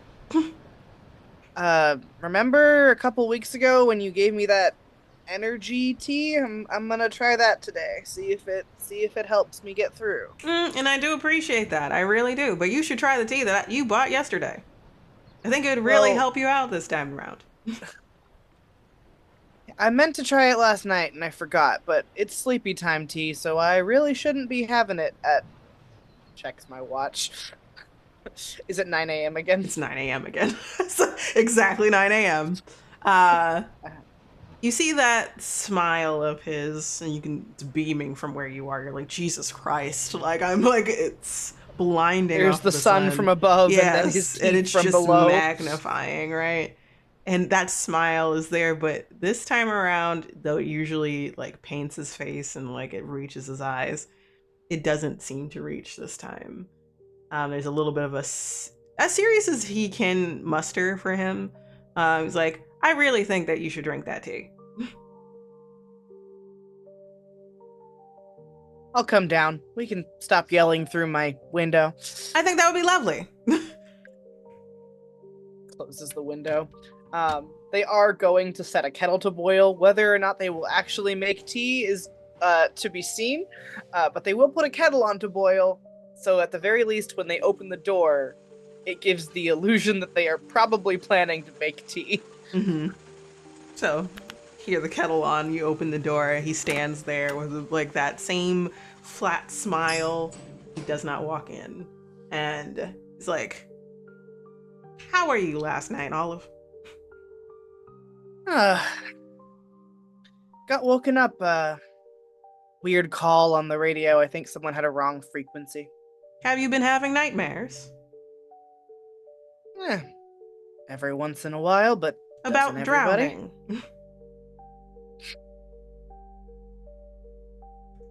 Not hard question. I have had nightmares about being in water, but the But drowning not is actually drowning. Yeah. Drowning is not the scary part. What's the scary part, if you do not mind me asking? You know, Matt, sometimes the scariest things in our dreams are us. That is very deep and profound indeed, Olive. You should be a poet. I think that ship sailed. Unfortunate. But really, you should try that tea. I think that you'll gain some clarity. Well, provided nothing keeps me up tonight. I did plan on drinking some yesterday. Got a little bit carried away with it.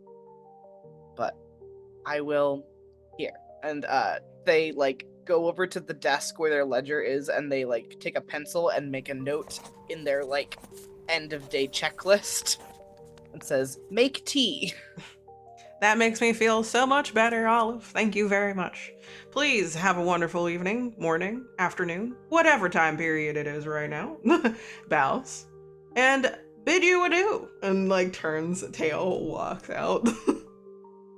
Hey, Matt. Hmm? How are you doing? What do you mean? I am doing swimmingly. Can't you tell, Olive?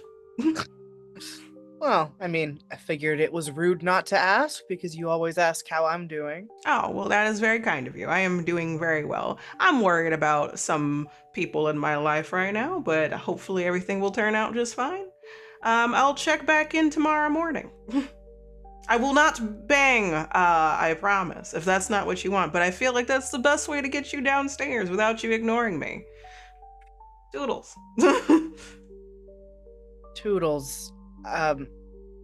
If your tea is as good at helping me sleep as you say it is, which I'm not saying I disbelieve you, maybe come at like 9:30? You know what? I never thought about it that way. I'll definitely come at 9:30. Maybe even 9:45. Wow, that's a late start for the day, but I'll take it. Yeah. Good. Please do well, Olive. Seriously. You too, and I hope whoever you're worrying about, things get better. The smile slowly reaches back to the eyes. I hope so too. Take care. Leaves, walks away.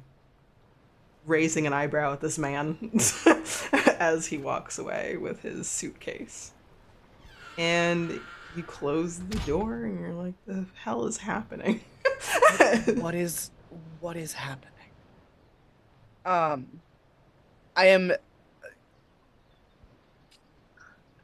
I think Olive like considers making whichever energy tea was on Matt's roster a few like weeks ago, and is like, no, I know what I need, and like will instead grab their wallet because they're gonna go down to the like, you know, that like on a boardwalk, like the coffee stands that make the like Red Bull blended with whatever flavors you want. Mm. That's the amount of caffeine that Olive needs this morning. All right, so yeah, you get up, you decide to leave your lighthouse. Man, Flora would be so proud of you right now. You step out and you start walking. And this is the first time in a while, because you've done it before. You went out and walked on your own, and you're taking in everything. You're going down to the boardwalk to get some highly caffeinated beverage of some sort, something delicious and tasty. And as you're walking, you see something that you haven't seen in a while. Someone you haven't seen in a while. As you get to like the where the boardwalk starts, where you like would turn into it, essentially, you see someone standing, all black outfits, pencil skirt, high heels, pumps, uh, black hair, curled, um, blazer jacket, sharp black nails, and you can see like the side profile of them. Essentially, they have pale skin, uh, red lips. That's all you can see is like they're standing, they're talking to somebody. You know, they have been introduced to you, but not by them, because you're curious about who this is. This is the visitor that you get once a month. That looks so out of place here, Mira. So Mira's standing. You can see like the flash of blue eyes, as she's piercingly looking at someone and talking to them animatedly, um, and smiling in that delicate, like warm tone that you're used to, even though this person that you know is kind of unsettling. You've never been able to pinpoint it because they act normal outside of like kind of not looking like a normal person regular, like they're dressed like a funeral director, like a female funeral director, um but otherwise like they're like, yeah, otherwise like they're just like dressed to impress, I suppose, always. um this dress is a little different this time, but it's still like every time you've seen them.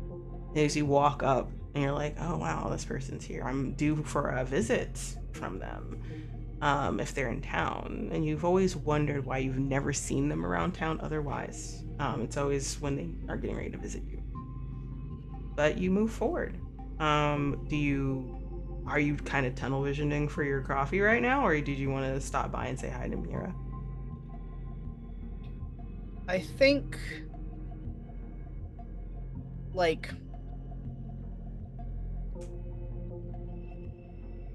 sort of less tunnel visioning for caffeine and more, I've seen Mira, but I don't think she's seen me yet. And so I'm gonna head to the place to get my drink, and then if we end up having a conversation, at the very least I will have caffeine in my body. All right. So you're aiming to like walk, like temporarily walk around her, because you're Yeah. like, if like she says something, you're like, hold on a minute, I need some caffeine, which everyone would understand. And you walk around and roll for me. And this time, I think you're still uneasy. You haven't really dipped into tense yet, right? I don't think so. You're not feeling tense. Not quite. I think I don't think so. Like, I not think you're quite. like, this Yeah. is some weird stuff happening, but you're not worried. Like, you're not Yeah. very worried. So, yeah, you're uneasy still. 5. Nice. So, similar to yesterday, you walk up and you see that there's like a pumpkin, like for this time of year, like a pumpkin apple cider latte of some sort. And you go up and you want coffee. You want the taste of fall, but you don't want it to be pumpkin spice or cider. You go up and you're getting ready to talk to them and you're like, hey, like, can I get like a Yeah. pumpkin, like, can I get this, but like, and then they take over from you, and say like, hey, did you want a cider with like a shot of pumpkin flavoring and an espresso shot? And then you just kind of make a look like, yeah. Yeah. And they smile at you. Yeah, okay, yeah, I'll get that for you. You want oat milk Uh, on the side? yeah, yeah, yeah. Sorry, like, how'd you know that? Oh, it's just this town and how it works. And then like they like go back to making it like that answer to your question. And you're like, sure, yeah. And you look around as they're making your coffee. And you notice again that feeling of eyes on your back and sides of your head. And this time you don't look immediately, you just kind of feel it like impending over you. And then you slowly turn and everyone's looking at you and they stare for a little too long. And it's like permeating. It's drilling into you. And you're wondering if it's because you're alone this time. And then they stop looking at you and they go, it's like they go back to doing what they were doing. Sort of like the some of the tiredness has left their like posture out of like pure adrenaline. Oh, absolutely. You're like, well, that was a wake up call. That's Yeah. amazing. Um, Um, was Mira also staring like everybody else was staring? no, her back was to you and she was talking to somebody else, it looked like.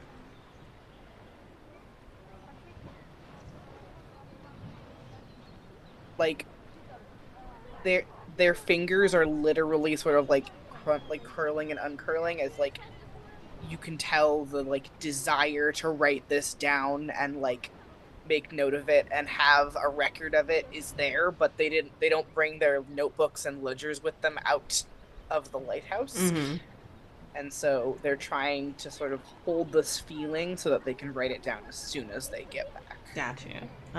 As the coffee is given to you and the like bright smile of have a good one is given, you turn after everyone went back to doing what they were doing, and right in your path, you see Mira standing directly behind you with like that disarming smile that they have.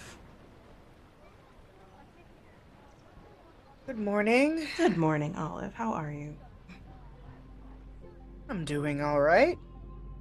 Had a bit of a rough night, but that's what this is for. They reach forward and they like tap under your eyes. Not getting sleep like you're supposed to. You know, you'd think after 4 or 5 people commenting that I'm not getting any sleep, I'd do something about it, but here we are. To each their own. Nightmares would do that to you. Nightmares, people calling on the radio at 2 o'clock in the morning. Oh, really? Do tell. And then like she reaches a hand out to like the person at the coffee stand and they just hand her a coffee. She did not order it. Like she just like walk with me. Her presence just summoned the coffee. Her presence alone apparently summoned the coffee. You're like, okay, maybe she ordered it before.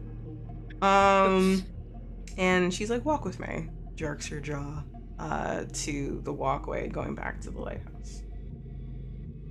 What kind of talk was happening on the radio? She takes a sip. Someone with a fuzzy frequency couldn't quite get the words. I don't know if they were on a wrong channel or just too far out for the signal to reach, but when I looked out, there was no one in the harbor, so figured it was probably something that if they were asking for help, I wouldn't necessarily be the one who could help them. I see. That does happen sometimes. It doesn't happen regularly. Let's put it that way. But hopefully it didn't keep you up for too long or didn't unsettle you. It just happens sometimes. And how's the lighthouse doing? Mostly good. I think we might need to replace the main bulb sometime soon. There's some like little fractures in the glass, not enough for it to break, but I think it might be seeing some wear and tear. Hmm. That is a little weird. Usually doesn't like crack like that anytime soon. Has anyone been bothering, tampering, leaning against it, any sort of thing? Not as long as I've been there, unless they're doing it while I'm asleep, but I don't think anyone's allowed in there outside of you. And I highly doubt that you would do it because you're taking such great care of it. I do say so myself. How's Ash doing? um pretty good. I don't I guess I don't know if I told you that his partner is expecting. They're expecting. Oh, that's so lovely. Oh my goodness. But he's doing good. I He seems happy, which is what I care about, so Is he planning on visiting you anytime soon? I don't know. I don't think oceans are his thing. He's sort of a very landlocked person. Is he a city person or like a, City a person. mountain path type of person? Uh, More of a city person. I see. I got you. I was the outdoorsy type. I don't know if I get that vibe from you right now. Ah, well, things change. Yeah, that they do. But no, he likes the city. He works there. His partner works there. Hmm. If there's an issue with the light that needs to be replaced, you probably should call it in today, if anything. Keep an eye on that. But yeah, I'm glad to hear that Ash is doing well. How about Miss Flora? I keep on missing her. Uh, she came by yesterday while Hmm. making her rounds. So yeah, you just missed her, I suppose. But she's good. Uh, Reminds me that I need to get out more, but I'm outside. I see, and I think everyone is proud of you. I don't know if proud is necessarily the word, but I'm sure I'm pretty everyone certain it noticed. is. What happened there? And she points to your arm. Uh, which? So you bring your arm up, and you see a bruise if someone had grabbed you from around the wrist.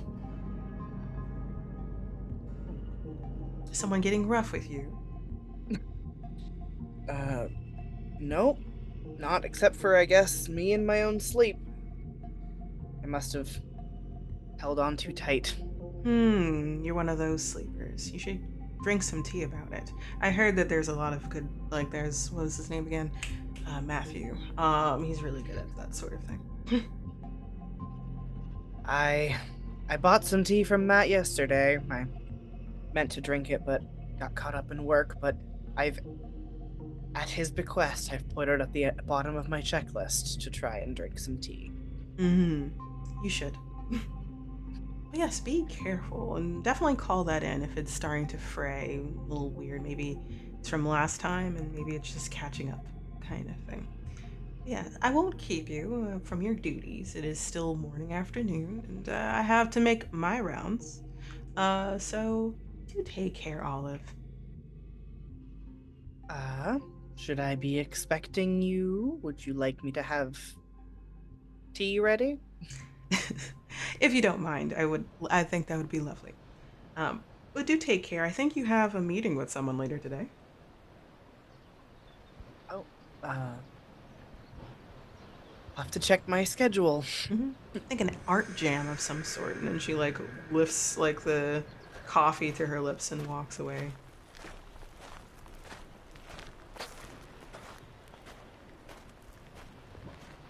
There's like a moment while they're watching Mira walk away that I think their moods shifts from uneasy into tense. You're Because feeling they're, like this person is saying a lot of stuff that you did not tell them. yeah, You're like, there's, "Eh." it's one thing to maybe have done a little bit of research and found out that they have a brother, but all of the other little pieces of information have like that spider crawling sensation down Olive's spine. It's right in the back And of your they, neck. yep, and they watch Nero walk away until they're like out of immediate field of view, before turning and walking faster than a regular walking pace back to the lighthouse. Cool. I'm going to take all of my dread, and I'm going to give you 1 despair. So if you do not mind, please increase your despair by 1. Yes. Just because that transition of, I don't know what's happening, and I don't know what it is. So the transition from uneasy to tense feels about right for the despair increase. Yes. So you go back to the lighthouse and you finish your coffee, and you do your duties. You're trying to get this weird, uneasy feeling out of your, like, off of you. Like, what is this? You have these obscure pieces of information that like aren't really leading in one direction or another, and you're not sure what it means. Can you roll for me? And you are desperate. Not desperate. You're tense right now. So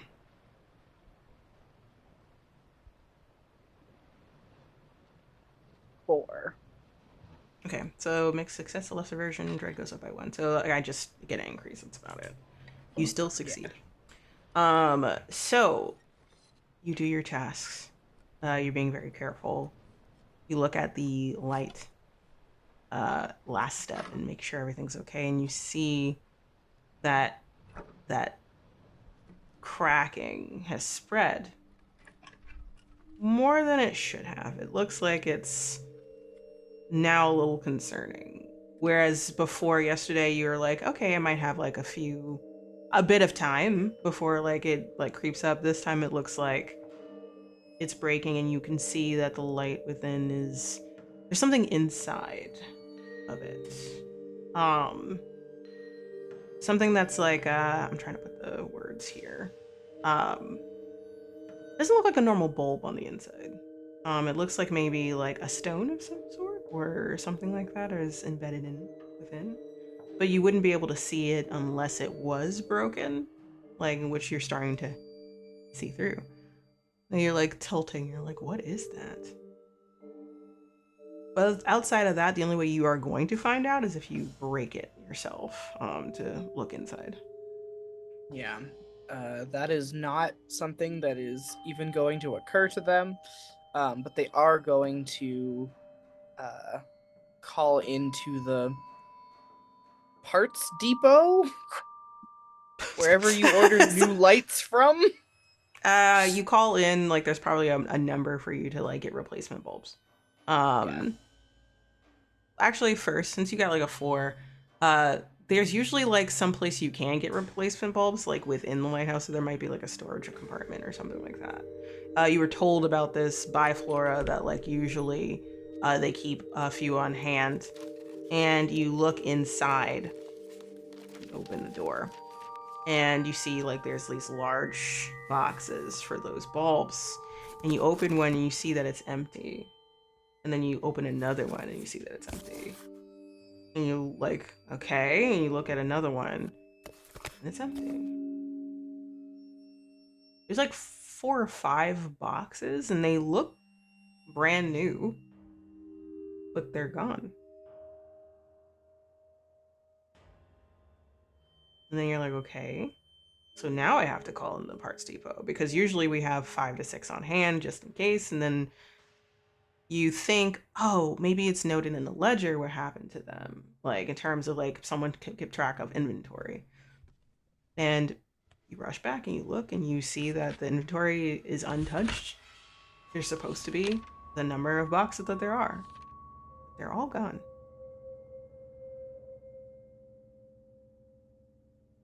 Does the ledger say when the shipment came in?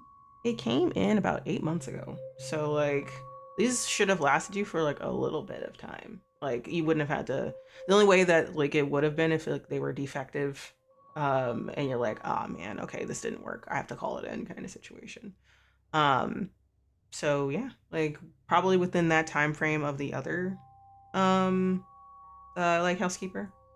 So Well, I will call up the parts depot and steel myself for the uncomfortable conversation of why are you ordering things when you shouldn't need them? mm-hmm. So you're just like looking like, okay, fine. You have that conversation. I'm not gonna put you through this. You have the conversation. You're just like, okay, yeah, I know. I don't know what happened. Either someone stole them or someone reported it wrong. It's not on me. And you just have this whole conversation with this person, and they finally relent and say that the shipment will come out within the next 3 days, which you're not sure if you're gonna have 3 days before it breaks, just because of how quickly it started to. um, that means that the lighthouse is going to be potentially not operational for like 2 days. Maybe. Hopefully not. Maybe like you can do something in the meantime. So you keep an eye on it. You don't see it breaking any further. But you kind of eye it like, okay, you stay how you are. You take note of it in your ledger, and you after this, what do you do? Because you have a art jam on the beach, but you might have some time before you do that. So what would you like to do?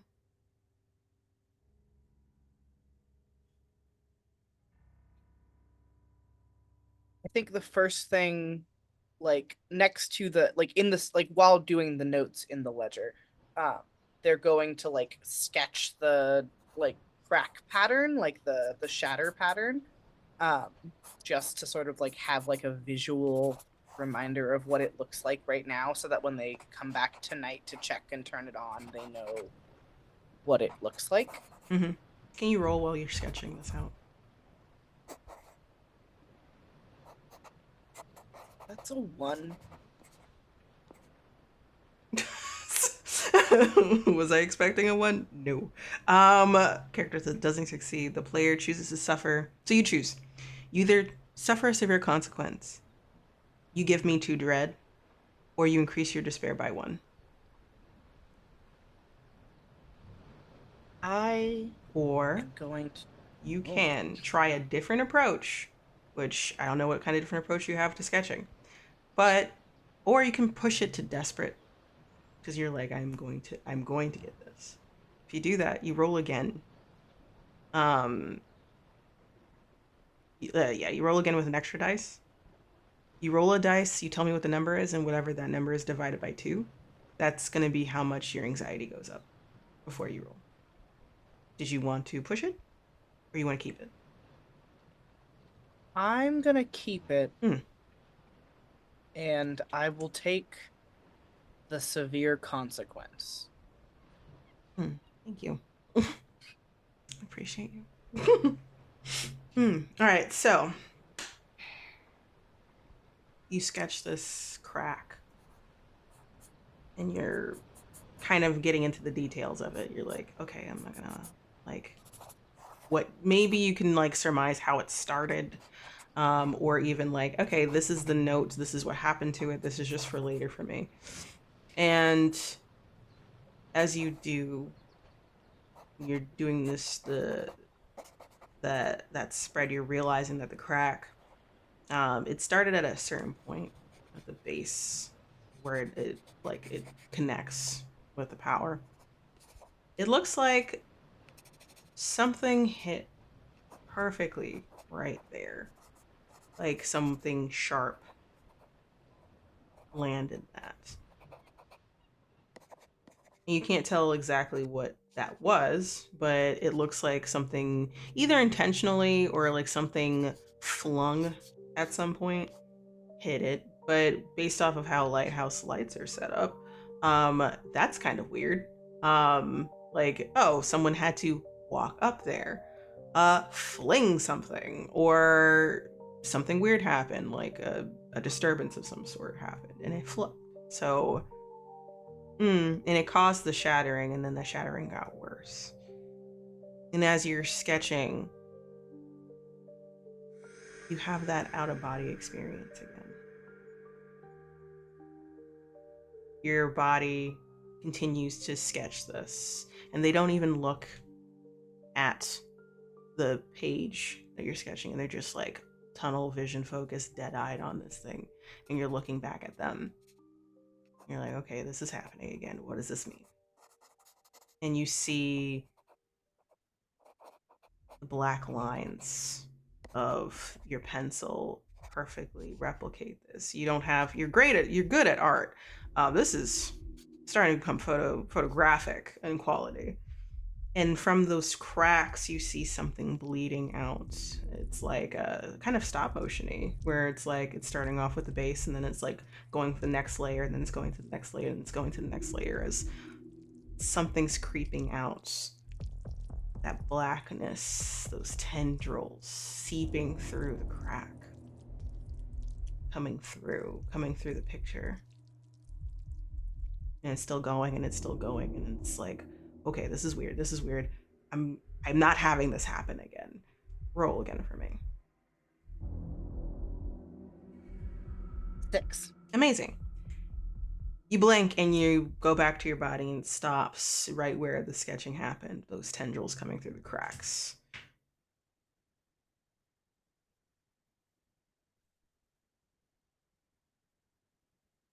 Sort of like snap the like notebook shut, and that same way that like if you've ever had a panic attack or a very emotional like 5 minutes, how that can make you feel like you've run a marathon and now you're exhausted. Yes. That same sort of like bone deep exhaustion of all of the energy that just happens sort of like sinking, um, and just like sort of like leaning back against the like railing of the like light room.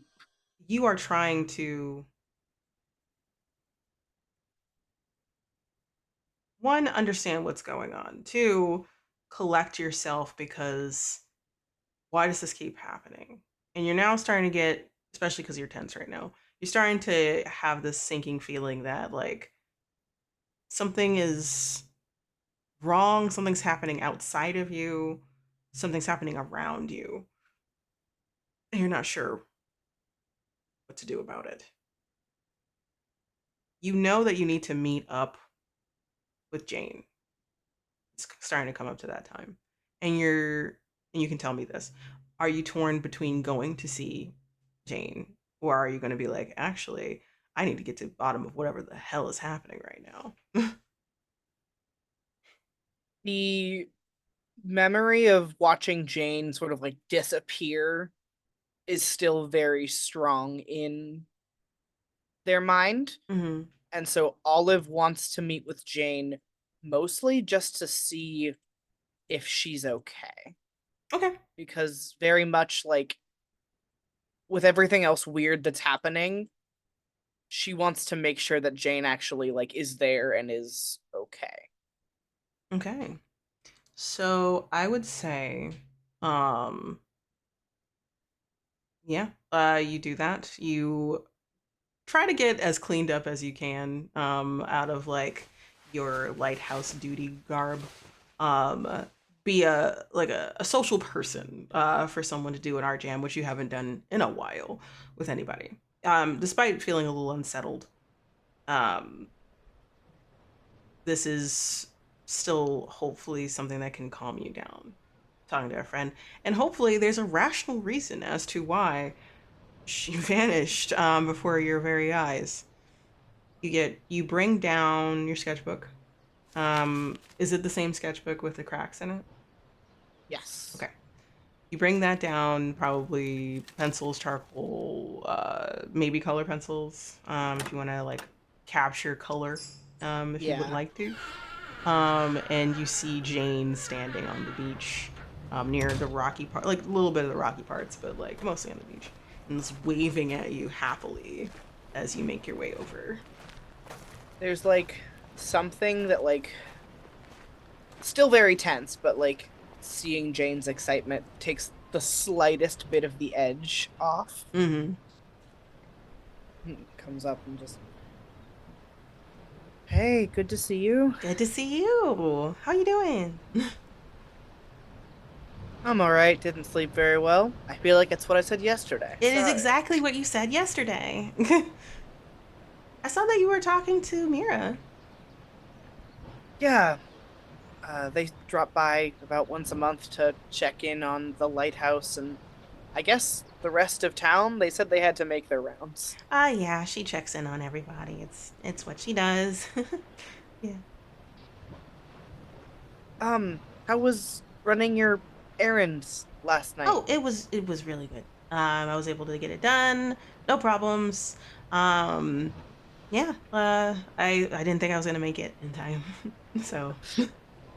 Yeah, I was really worried when I saw you go down there. The tide was already really high. So. Oh yeah, don't worry about it. I was able to find my way around just fine.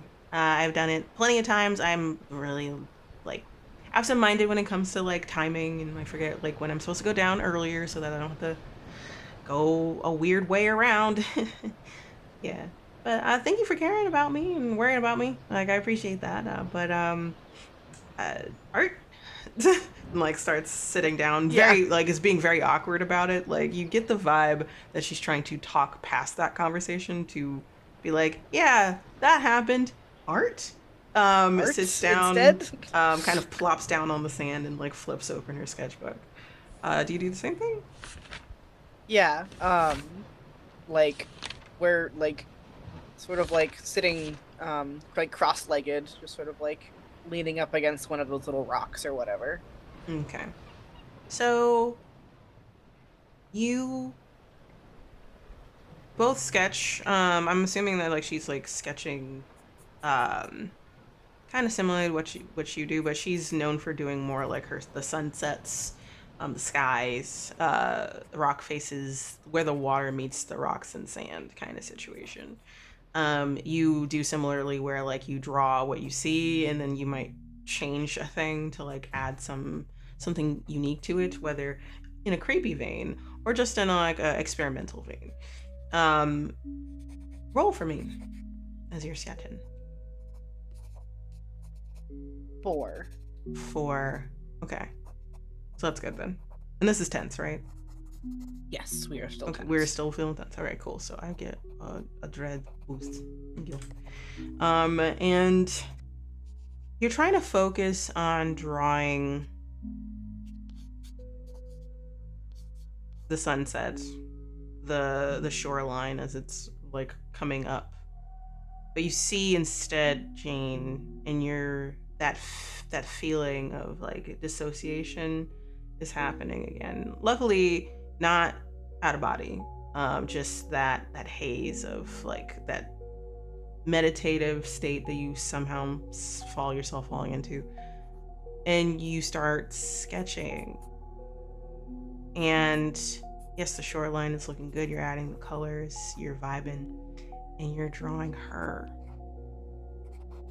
And before you know it, yes, you drew Jane, but there's something different about her in your art that you don't notice until you're almost done. Her hair is out, but it's like more stringy. Like it's darker near the ends. Kind of wild. She already had frizzy hair, but this is like wild. Her face is sunken in. Like where her jaw is, like sunken in. She looks like she hasn't slept in weeks. In comparison to you, like you look like a fresh daisy in comparison to what you just drew of her. Her arms are gaunt and long, and her fingers are long and blackened, curved in at the knuckles, like if she's sitting on the sand, like it's like that. So like it's caved in on itself because like it's just so long. And that though the pose is beautiful, staring out into the sunset, this being is horrifying. Of this friend of yours. And you find yourself stopping as you finish the curve of the fingertips.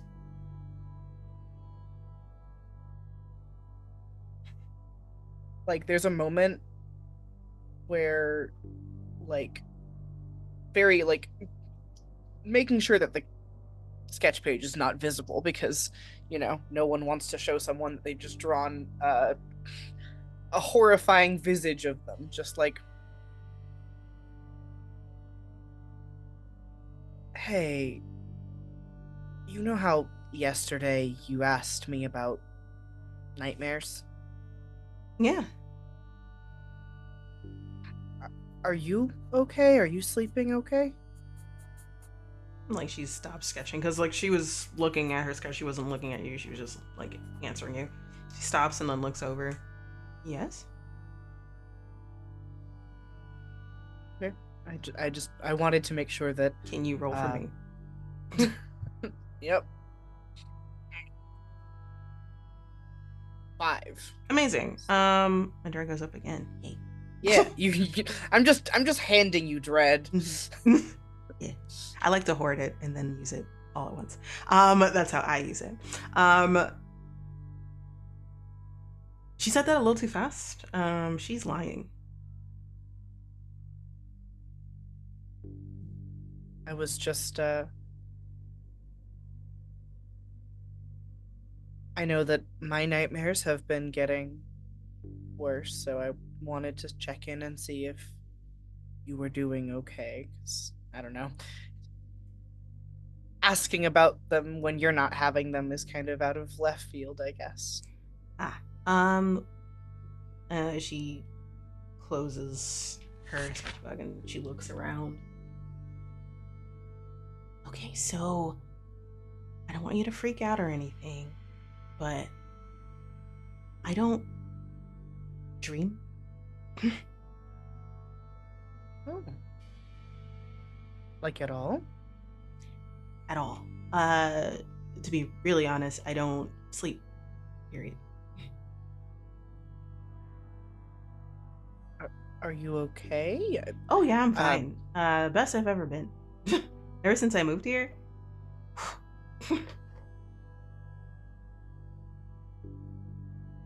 But you don't sleep at all? Yeah, don't have to. Don't have to? Yeah. That's the whole thing. That's the whole vibe. That's the whole shtick. We're not supposed to talk about it. Like, looks around. But yeah, like, all we have to do is just pay tribute to something. Like, and then points back where she came and do it once a month, and we're good. I get to do everything I've ever wanted, everything I needed. I'm like rejuvenated, relaxed. Like my business is going well with like the framing company. Like custom frames, people buy those. Like who knew? And I get to do art. So yeah, this is great. Yeah, it's weird, but you're okay? Yeah, I think so. Are you okay though? Because like I thought that, you know, you're here too and you would be getting the benefits as well, but you know, like have you been paying tribute? No. No. Oh baby honey, no wonder you can't sleep. Actually it's like, oh yeah, you're supposed to do it. No one told you? Well, you talked to Mira though, right? Yeah, Mira has told me to drink tea. That's not like that's not exactly what I mean. Like she just like stares at you. If Mira didn't tell you anything, then why are you here? I saw the ad for a lighthouse keeper, and I'm a person who likes to keep to myself. Figured it was a great job for someone who doesn't like people. Oh, you don't not like people. Come on now. We're sitting, we're jamming. I I like to keep my distance from people. Let's put it that way. I get that. Yeah, like maybe if you talk to Mira, maybe she can get you bought in, and then you can get some good night's sleep, or just feel well, no sleep at all. Get that long rest, and then you don't even have to do it anymore.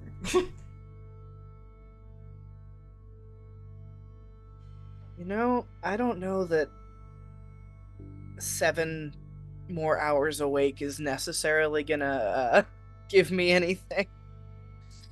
But If you're not gonna need it, then it's all good. um, but you said you moved here. Did you start pretty soon after you moved? Yeah, like within a week. It was kind of weird, and I was kind of terrified, to be honest. But then, like, you see her like look off and like think about it. I was scared. I don't know why I wasn't scared anymore. But we're all good. I can't imagine myself leaving. So yeah, you should totally like join the club. you know? Well, I don't know. Maybe I'm not invited. But that's so mean. she says like, and like, but why wouldn't you be? It doesn't make any sense. I'm gonna talk to Mira about it. Okay, but as long as it won't get you in trouble, I don't want. It'll be fine. Don't worry about it. And then like she like picks up her picture and shows her landscape art. Like, what did you do? Uh, I'm gonna flip back to the cracked glass. Oh, what is that? One of the bulbs for the lighthouse is cracking, and the pattern was really interesting, so I wanted to try and recreate it. It's giving a very avant-garde. Is that the word that we need? Like, it's very it's very beautiful. It's very unique too. A little dark. I like it. Thanks. I think a lot of my art could fall into the dark category, but I love your landscapes. They're beautiful. Thank you. It soothes me, and I get to draw them all the time. But I'm not gonna keep you. I know you have to get back to your duties. But yeah, I could talk to Mira, and we'll see what we can do. To talk to you. Thanks. Oh, if you need anything, you know where to find me. And maybe next month when you go for your errand, try to go a little earlier so you don't catch the tide. I'll do my best. I can't promise anything, but I will do my best. I just have to put it on a sticky note next to my computer. That's all. Yeah, I'll talk to you later. Yeah. She waves and she heads off with like a little jump in her step kind of situation. She's really happy that she got to do this with you. But this was a very unnerving conversation. And you held it very well because you're like, she seems really happy. But that's all very concerning stuff she just said. Your friend doesn't sleep. You drew a picture at all. Since she moved here, she has not slept. But doesn't need to. She's felt the best she's ever felt. She's been feeling the most successful than she's ever felt as well. And you think about it, and you think about everyone that lives here that you know of. And kind of similarly, everyone's always looked really like high energy, happy, positive, and you thought they're like, oh yeah, of course it's just a town. But also like no one looks exhausted. Everyone's doing really well. And you kind of thought like, oh, like maybe like people are well off, moved up here, you know, like this is their vacation home kind of vibe. No, this is their livelihood. This is them, and somehow they're doing fine. Get enough tourists to make money, you know, always. So you're like kind of putting that together, and you're like, what the fuck does she mean she doesn't sleep? Do any of them sleep? It's like settling in your stomach in a weird way. And as you walk up to go back to the lighthouse, you see standing there is Mira with that sharp, unsettling smile of hers. And she grins and points to the door. Tea? Yes, well, you beat me home, so I'll have to make it once we get inside, but tea. Of course. And she steps aside for you to walk through. You do. You walk in, you let her in. And as she walks in, the camera sees blackened fingers, long, tenderly, as she walks in, and you close the door behind her. And we're going to take a break, everybody. We'll be back. Don't go anywhere. Things are getting intense. So yeah, talk to you later.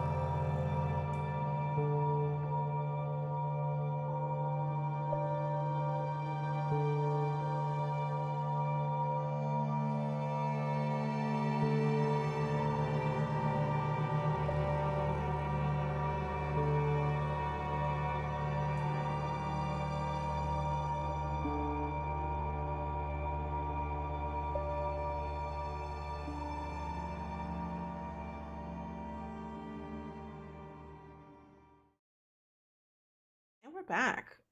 So Olive just realized just that the town might be a little bit more weird than they thought outside of hey, everyone's happy here all the time. I'm locked away in my little lighthouse, but no one sleeps apparently, and they're always happy and stuff like that. So what does that mean?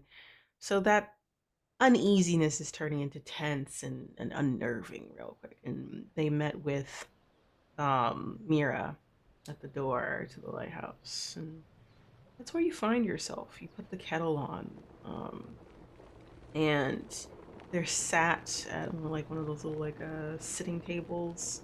It's very like quaint and cute kind of situation. It doesn't look like this person how they dress, their aesthetic is matching the lighthouse at all. But they are very comfortable there, like looking around fondly, kind of taking everything in, then smiling at you as you wait for the tea to heat up.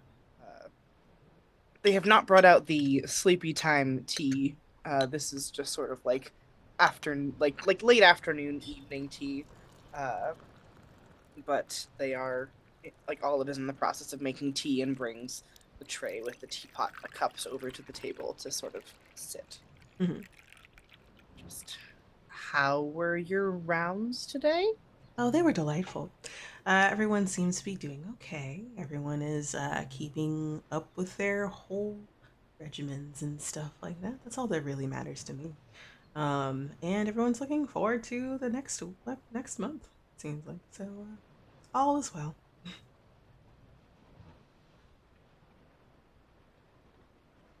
Do you I only ever see you about once a month. Do you live here or do you sort of travel from place to place?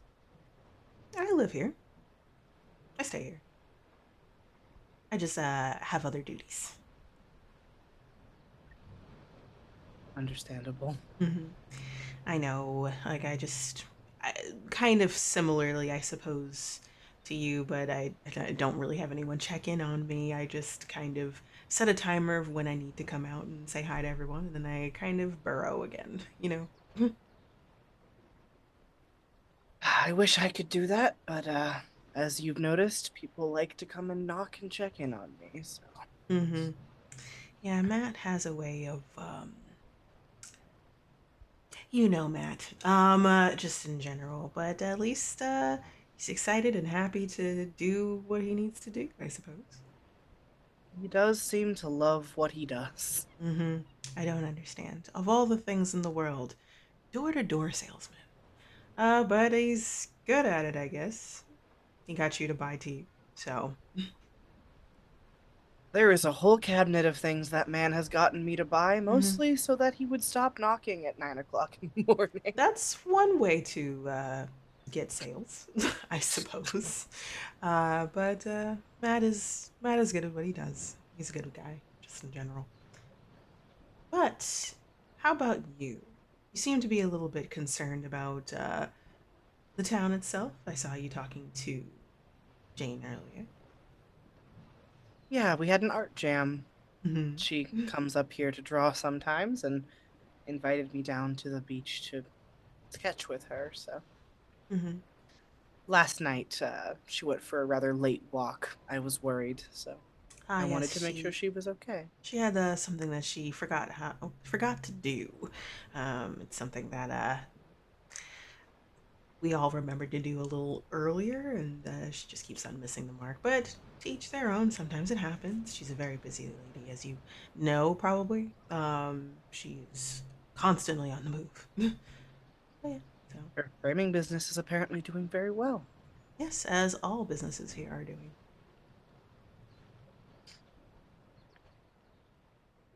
What's on your mind? Huh, a lot of things, I guess.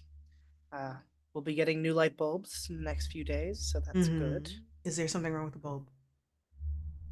It's cracking at the base. Oh, has it gotten It worse? looks worse than when I checked yesterday. Yes. Hmm, that's unfortunate. And there's no backups. Just a bunch of empty boxes. Hmm. Ah, weird. Very weird No, indeed. I'm not sure if someone took them, but they're all empty, so. Hmm. How long will it be until they're replenished? About 3 days, I think they said, so I'm keeping a very close eye on. 3 days.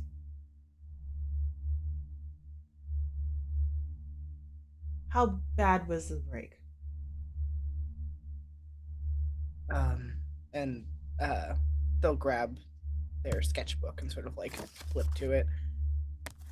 Now, this is an artistic interpretation. You can ignore the Oh, it looks glorious, but let me look at the break. tendrils. Oh, that's not good. We only have a day. And you see Mira look at you. It's the first time you see no smile, essentially. And then she like stares at you kind of hawkishly and like leans into your space. You kind of like do a sit back of like, have you been all right? Have you been disembodying, having dreams of drowning, being taken? Uh, Dreams of going into the water, not drowning specifically. There's a lack of anxiety that I would expect to come with drowning. With peace at the bottom. Yeah. That's not good. That's not good. And then like she stands up. There's a like a worrying like flattened like mouth kind of situation. Like she's processing. Put her hands behind her back as she paces. You can hear the click of her heels. That's not good. Ooh, okay, okay, okay, okay, okay. All right. Okay. Give me 1 second. And then you see her close her eyes, and then like it just seems like she pauses. And you're just staring at her like, okay, like you thought she was gonna get like a cell phone out and call. Do something? All right. Tomorrow, someone's gonna give you a bulb. Uh, oh, okay. But in the There. meantime, keep an eye on it. Make sure it doesn't break any further. Yep. Uh, I will do my best. Uh, I can put some epoxy on it, I guess. I don't know how much it will help, but Ooh, that might work. Be careful with that though. Just stop it from breaking any further. And I think that you'll be fine. um, Mira, Mm. did you know the person who worked here before me? She just stares at you for a moment. It's like that unsettling stare. There's no blinking. She's like looking through you, kind of. Yes. Did he have dreams too? Yes.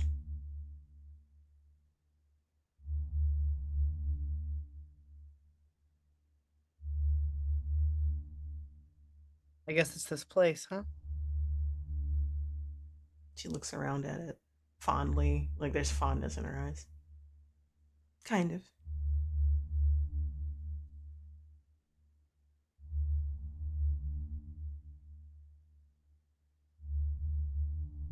I guess I was I suppose it was wishful thinking that the ocean would be calm. The ocean can be calm, but it could also be deadly. Depends on who's looking at it, really. Epoxy points up at the. Keep an eye on it. I'll be back tomorrow. And you know that you've never seen her 2 days in a row. So she's like, what? You're like, wait, see you tomorrow.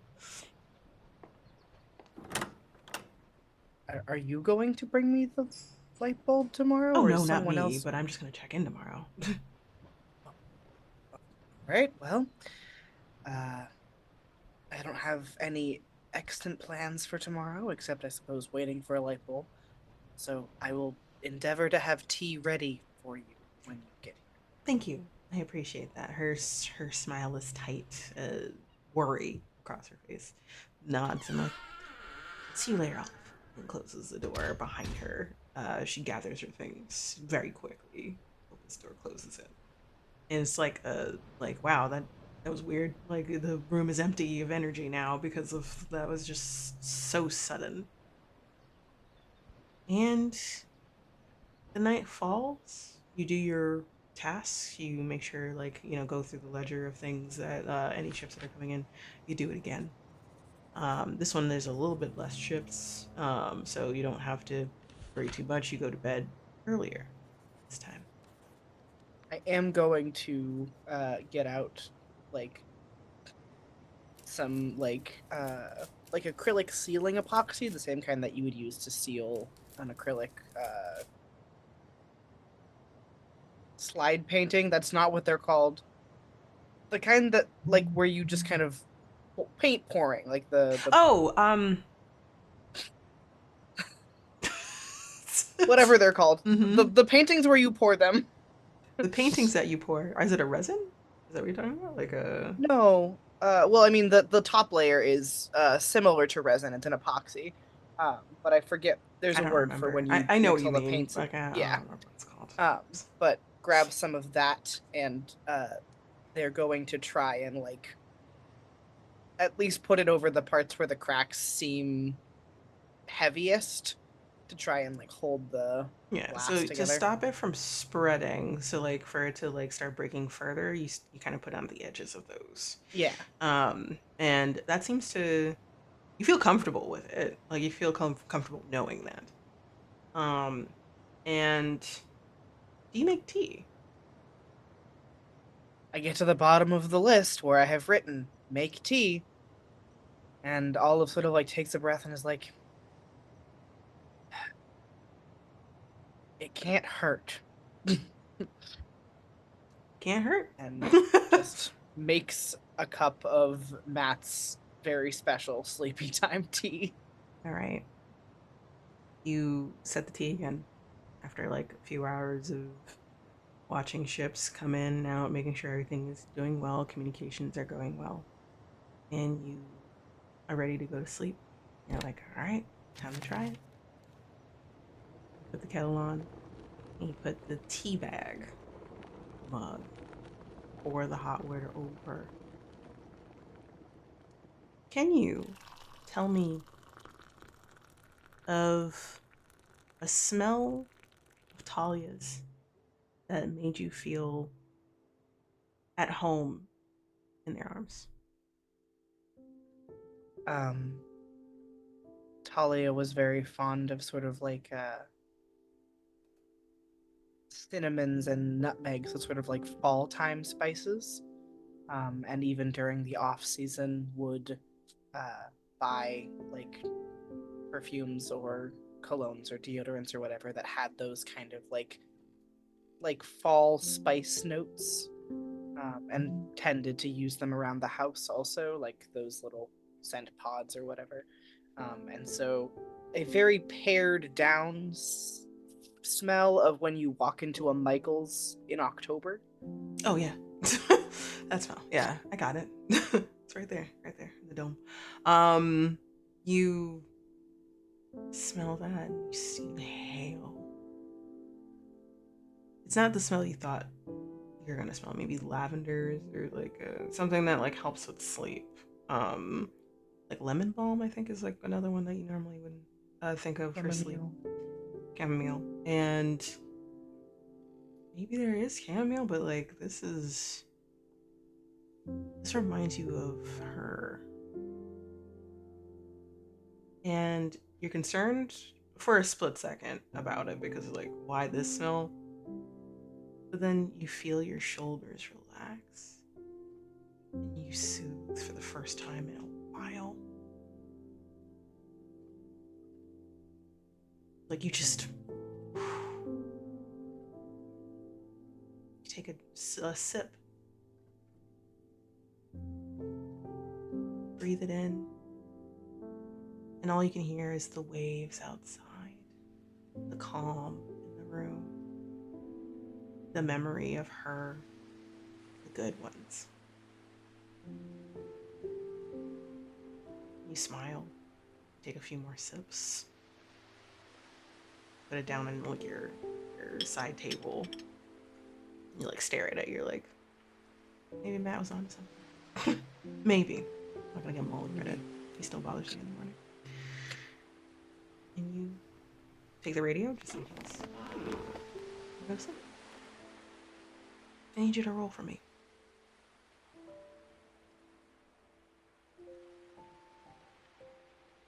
Three. Is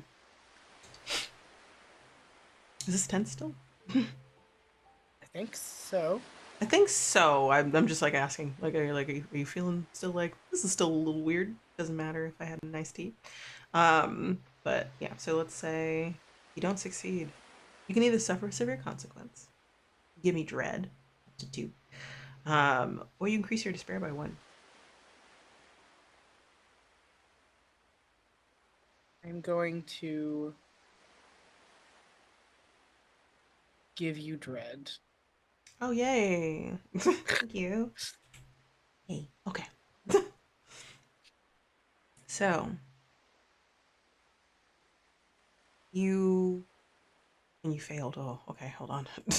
So you wake up.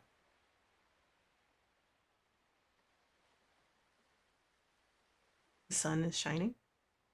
You feel the most relaxed you had in a very long time. No one's banging at your door or anything like that. Turn your head, looking around, and you stand up. Look at the clock, and it's 8:40. Oh. A lot earlier than usual banging 9 o'clock. And you walk down the spiral staircase. You look through the viewfinder to see if anyone's coming through, like if Matt is on his way, if he's like lurking out there or something like that, prepping. And usually through the viewfinder, you see like the warped view of outside, the water, the beach, the edge of town. But instead, all you see is water. Like you're looking through the depths underwater. See like the bubbles as it pulls by. You can feel the rush or the currents against the door. And then you notice as you look down that the water is flooding in slowly from the bottom. And you realize very suddenly that you are very lucid. What do you do?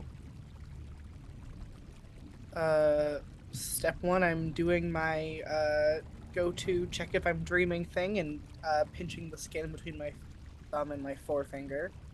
Just like very... It hurts.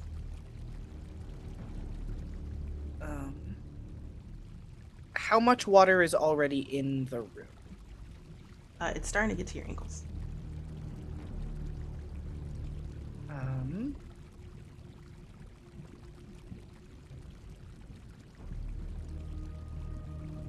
I'm going to sort of go and into the same like supply closet where those light bulbs should have been. There are probably sandbags because flooding, even if it's not likely, is still possible.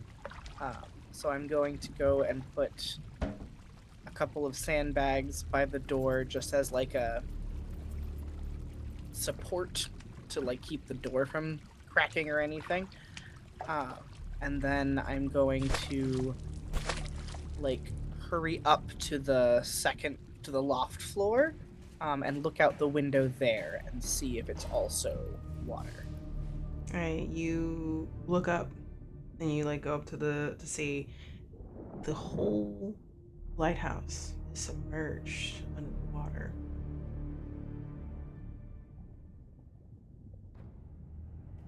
Gonna keep going up. I'm gonna go all the way to the top and see what the light is looking like. The light, you can see that like that the epoxy um is holding, but it is like shattering through it. Like it's by some unknown force is shattering through. And you had went to get the sandbags, and you were going a little fast, but when you did bump into one of those boxes, you did hear something shuffle inside. This time around, it's supposed to be empty. Like last time you checked, it was. Um, and you place the sandbags to try to slow things down, and it's working to the best of its ability, but it's still rushing in. And you rush to the top, kind of processing a little backwards here of like how's the bulb doing, and it looks like it's not holding. It's not going to hold for long. I'll give you this. If you can take steps to repair the light or replace the light, you'll increase your hope every time you attempt to do something in that direction.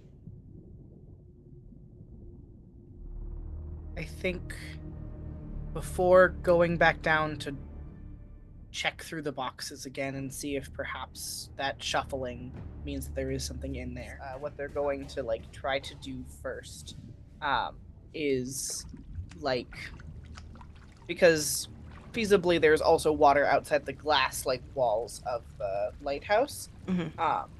And the pressure of that is something that they're worried about. And so despite knowing that it will cause water to enter the lighthouse faster, they are going to create, like, they're going to grab something and, like, make a small hole in the glass window of the lighthouse, because a slow trickle of water in is better than the water shattering the glass and thus shattering the bulb. Okay. You're rolling. If you can work in an element of some sort, you can, but this is desperate, is what I'll say.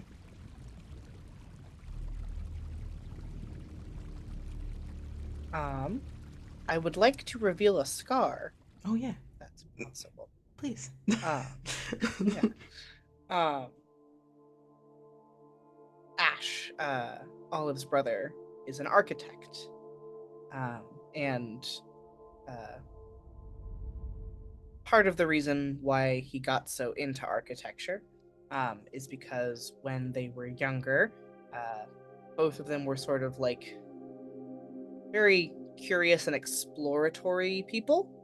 And like growing up sort of on the edge of the reservation and the nearby city, and sort of going between those sorts of things. Mm-hmm. There's a lot of abandoned buildings in those sort of like in between areas, and so not quite urban exploring in that they're not like in the middle of a city, but like exploring abandoned buildings, that sort of thing.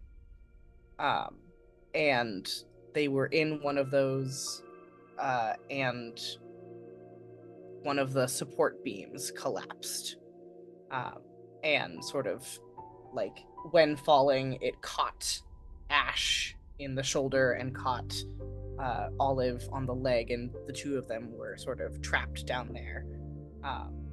And they had to figure out how to get those pieces off of them without causing more of it to fall. And it resulted in a deep fear of old dilapidated buildings, but also a knowledge of which things are sort of vital to the structural integrity of something, versus you could break this one piece without breaking the rest of it. Okay, so that's a good one. So I would say you call the element structural integrity. If you would like to put that in there, and increase your anxiety by 2 for that. And now you can use this for anything having to do with structural integrity of the lighthouse. roll a desperate with 2 dice.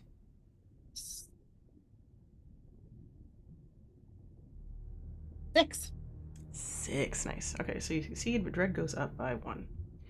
I'm gonna take 4 dread, and I'm going to increase your despair to 2. Yep. So, just so that we are like, okay, things are getting really intense right now. You are able to successfully take, like, what would you say, like, you picked up something to, like, stab through the glass because the pressure is on now. Yeah. You were able to find a good spot using some kind of metal of some sort to pierce through. And you're able to do that in a few spots, like perfectly spread out, so that water can trickle in so that the glass doesn't break immediately. And it was like a desperate game of like, okay, what's happening? You are kind of confused while you're going through this because is this a dream? Is this real? Because you're pretty certain lighthouses don't just like fall into the water like this, but you felt pain. So you're not sure what's going on. So you're looking around and you're like, okay, that's gonna give me some time, like something. Where are you going? Are you gonna go to those boxes downstairs? Yes, I'm gonna go downstairs and investigate and see if any of those boxes might have turned up something I missed. Okay, do it. You go down. The water's starting to get to like mid shin here at this point. And you start wading through, and you look at those boxes, and you see one of the boxes is what you can see like a glint off of some light. So it looks like glass of some sort. And you pull it forward, and actually also increase your hope by 1 because you did go in the direction of, hey, I'm trying to solve the problem. So yay, increased hope, everybody. Hell yeah, getting closer to hopefully potentially not die. So you get the box.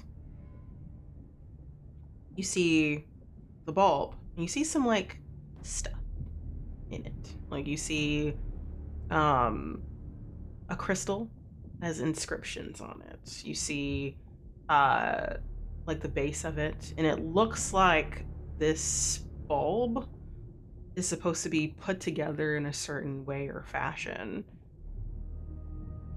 And you look at the other bulbs and you realize that like they all have these components in it. They're all made this way. And you kind of like whisper to yourself, "Fuck is this? Like, what am I supposed to do with this?" But like you can figure it out. You might not know exactly how to do this, but you have the components. You have the way to try to put this together. There's also the option potentially that there might be some information about how to put this together in the lighthouse itself, but it is slowly filling up. So where you might find it is on the floor you're on right now, if you can find it somewhere. I'm just gonna start sort of like, well, I'm going to set the box like up on the stairs so that I know that it's out of immediate water danger. Mm-hmm. And then sort of rushing to the desk and like the like cabinet of notes that are next to the desk, and just sort of like desperately looking for anything that might be like instructions on changing the light bulbs or something like that. All right, cool. Roll for me. And if you succeed and you are desperate, but you can only roll 1 dice, I think, unfortunately. I think. Yes. You can only roll 1. If you succeed, you increase your hope. 4. Amazing. So increase hope to 2. You're looking around at this level. I also increase my dread. To Do 4. I also? I also. Either raise your despair by 1 or severe consequence. I will take a severe consequence because I'm already at 2 despair. It's valid and fair. So you're looking around. You're able to, just before like you're looking through the desk, you're looking through cabinets to see if there's any paperwork about anything. You do see an older ledger. that's kind of buried in a back room of sorts. And like, you're like, oh, wow, I didn't even see this. But no one goes back here anyway. So you flip through it and you look through and you see kind of scratches, visuals of a crystal with inscriptions on it from like a language you do not understand. You see, uh, essentially, what's it called again? Like blueprints, or like someone made like this thing, like something that's like special about this bulb specifically versus a normal lighthouse bulb. You're like, okay, I don't know what this means right now, and even if you wanted to try to read that, you couldn't. As you take it, because you're stressed out, you close it, you're walking through, and then you feel something wrap around your ankle, slithering. My first instinct is to kick it. When you try, it pulls taut so that you can't. So this is something that's actively trying to wrap around your ankle and stop you from trying to kick it too. You look down, you see something dark and a flicker of iridescence in the water as it creeps up your leg. What do you do?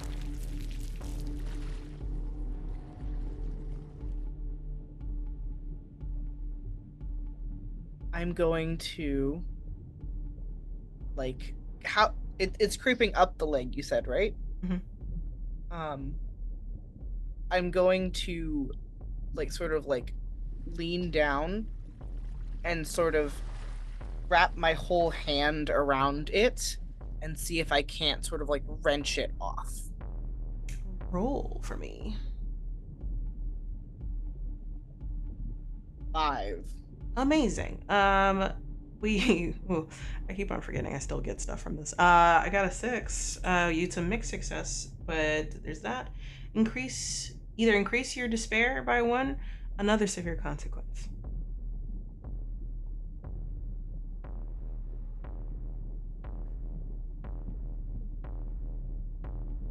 I will take my despair up by 1. Okay.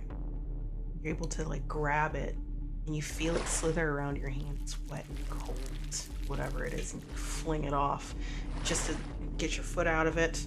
You back up in the water, nearly trip, but you're able to catch yourself before you wade run through the water back up to those stairs. You're able to get out of it. You see when you look back over your shoulder as water slowly starts creeping in, you see the water moving in an unnatural way, as if there's something slithering under the surface, and you're like, no, I don't want that. That piece that you've gotten in those dreams about this exact scenario is not there. Like, oh, just you'll be fine, just in the depths. That's not what's happening here. You feel none of that, and you run up the stairs, weighted down with a little bit of water at the ankles of your pants. And you get to all the way to the top where the light bulb is. And you see that it is starting to get worse. Cracking, breaking. You see within that crystal that iridescence of purple, blues, light colors. You can see the crystal within is starting to also shatter, flicker. You're like, I don't know what that means, but that's not good, whatever it is. And you are going to attempt to do a couple of things. You're going to remove it, which means this lighthouse is going to go dark. You're going to put together the new bulb, because you need to have it ready to go. Yep. You're going to unscrew the next bulb. The lighthouse is going to go dark. You're going to put it in the new one and flip it back on. So 3 different rolls. If you can succeed in all of them, you'll reach Hope 5. All right, step 1 is building the light bulb. Building it, yep. So you can use structural integrity for this if you would like. I was about to ask It's like, can I? Yes, you can, please. Like, I want you to try to live. 4. 4. So you succeed, but my dread goes up.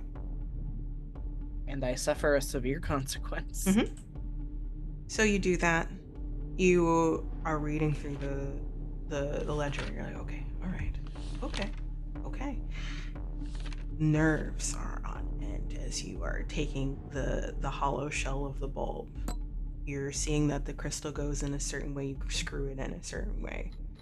You make sure that the base is properly aligned with like the attunement of the lighting that's supposed to go off. Put in the screw properly. You're doing good. You are able to like finish that. But unfortunately, one of the windows that you hit starts cracking, and it's starting to sputter more water in. You realize that you don't have much time before one of those things bursts open and fills the top area. Luckily, there'll be a little bit of time before the whole thing gets flooded because you're at the top. But it's gonna fill in fast if that thing bursts. Next roll. I would like to bring up a scar. Oh, yay. Good. As sort of like going to untwist the light bulb, and the fact that it's, shattering outwards, and shattered glass is dangerous to touch in the most normal of circumstances, let alone when you are in a lot of under a lot of pressure. And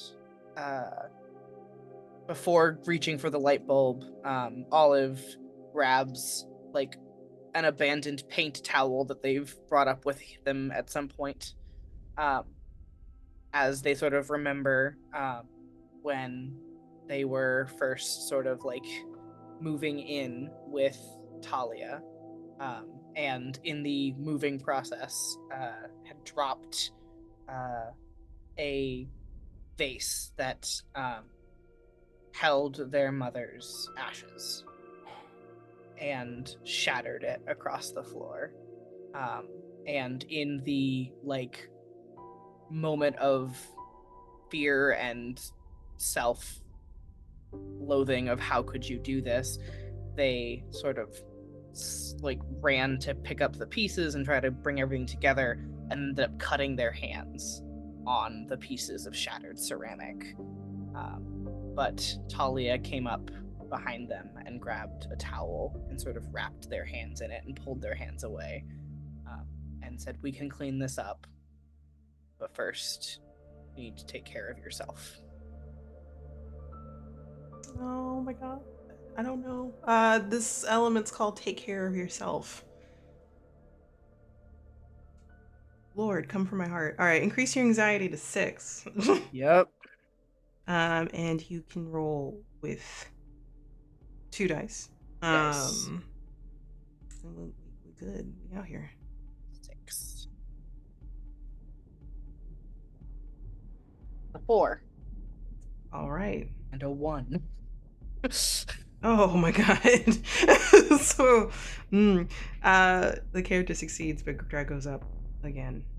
Okay, I need to use these. I have too much dread. I need to use it in some way.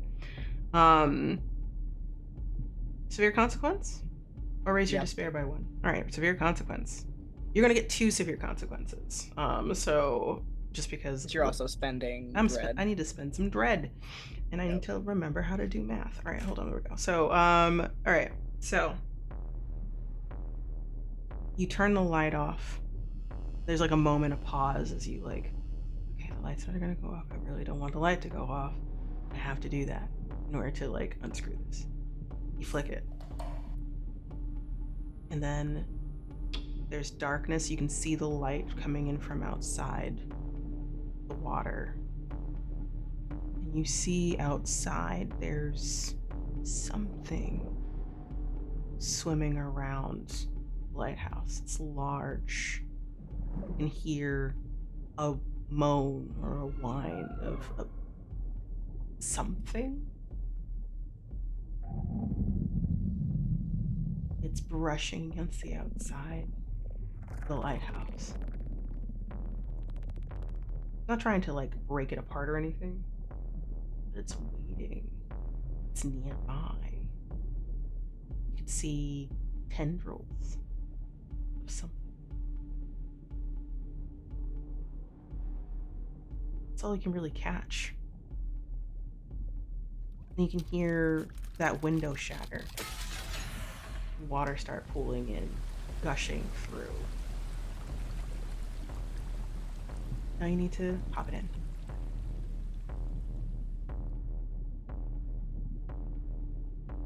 Yeah, then I'm going. I'm going in. Go ahead. Would this be take care of yourself as an element, or no? Do you think? Because it's not really like you like shattered glass anymore. No, it's just a whole object that I'm putting into another thing. All right. It's just one roll. Just one.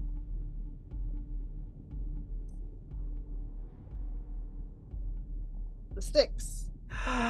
The fancy logo that's on the cover of my yeah. All right, cool. Yeah. We got a 6. My dread goes up by 1, but yes. It doesn't matter because your hope goes up to 5, meaning that you survived. But just for the sake of me and wanting to do something with all the dread that I accumulated, dear audience, please do. I'm going to do a little bit of a lot of things with this dread. So, you twist it and you feel water splattering your face as it's rushing in. You hear the cracking and breaking of other glass as it breaks through. Water rushes in, and you look down through like the graded steps of the spiral staircase, and you see the water flooding up, and you see those tendrils of slimy iridescence crawling up. And you're able to finally hear a satisfying turn. Like it's in place, and you're like, okay. I hope I did it right. I hope everything's put together. And you flick it on. Light is brilliant and beautiful and bright and glorious. And it floods your vision. And then you wake up. You take a really deep breath as you look up at your ceiling.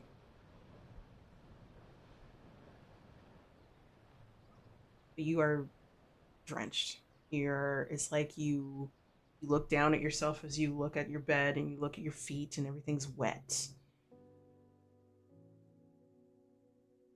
And you look around. You're like, okay, the fuck? And then you hear a thunderous knocking at your front door.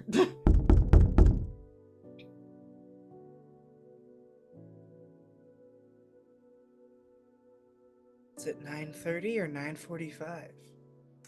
It's 9:30.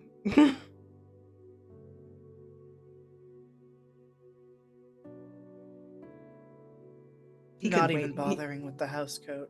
He couldn't even wait till 9:45. He had to. He was out there pacing. You don't even bother. You go down. You open the door. You fully open it, or do you like do the whole like side open thing? I check the window, like sort of like just like make sure that outside of the window downstairs, like not the peephole, but like the window, like there's not water outside. Mm-hmm.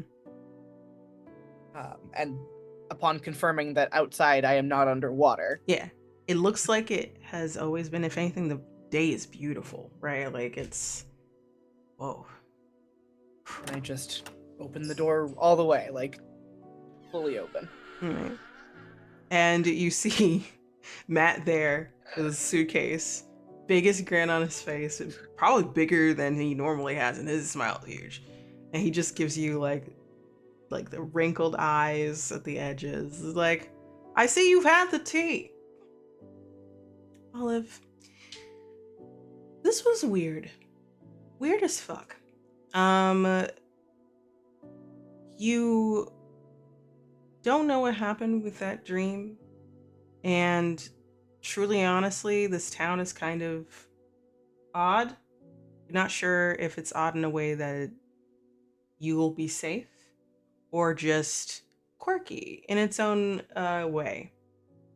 But you find yourself in a different way kind of traumatized by the events. How has what that night done to you? Like, you might have saved yourself, but by the skin of your teeth on that one, you're not entirely sure how everything worked. Tell me how you're feeling. I think that sort of the sheer loneliness of that struggle of being alone in the drowning lighthouse while something sort of encroaches on you sort of made Olive realize that this like pulled away lifestyle is repeatedly re-traumatizing them, and sort of like in the same vein of like getting a health condition diagnosed late where you mourn all the time that you lost to that condition or to a mental health problem, etc. Sort of like it's like that drowning and that water rushing in was their own like grief that they had forced to the edges of their mind and kept outside of themselves,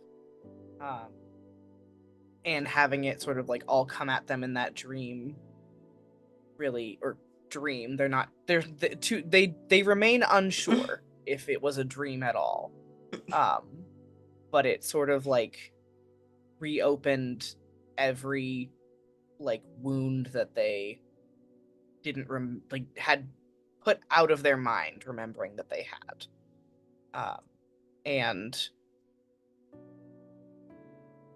I think sort of almost the next opportunity that they have to talk to someone, whether it's Flora or Jane or whoever. Maybe not Jane. Jane seems like she's too happy to deal with all the stuff that Olive is holding. But like the next time Flora stops by, Olive lets her know that they'll probably be looking for something else soon. That this was a wonderful time to meet her and the townsfolk here, but this isn't what Olive should be doing. And sort of opens up about everything that got them here, and realizing that this constant shifting of careers and shifting of spaces isn't healing. It's just putting on different band-aids over and over. Okay. Oh man, that was really heavy. I felt that one very much. The next time Flora shows up is the day after. Things seem to be back to normal. Normal for this place. You don't really have dreams anymore. At least the next day you don't. If it is, it's like dream of the ocean, maybe, but it's a normal dream about the ocean. And you wake up feeling normal in terms of how you wake up versus like feeling like you're drained. You're still slow to get up. You still need your coffee in the morning, but you're not feeling like you've lost sleep, even though you are sleeping.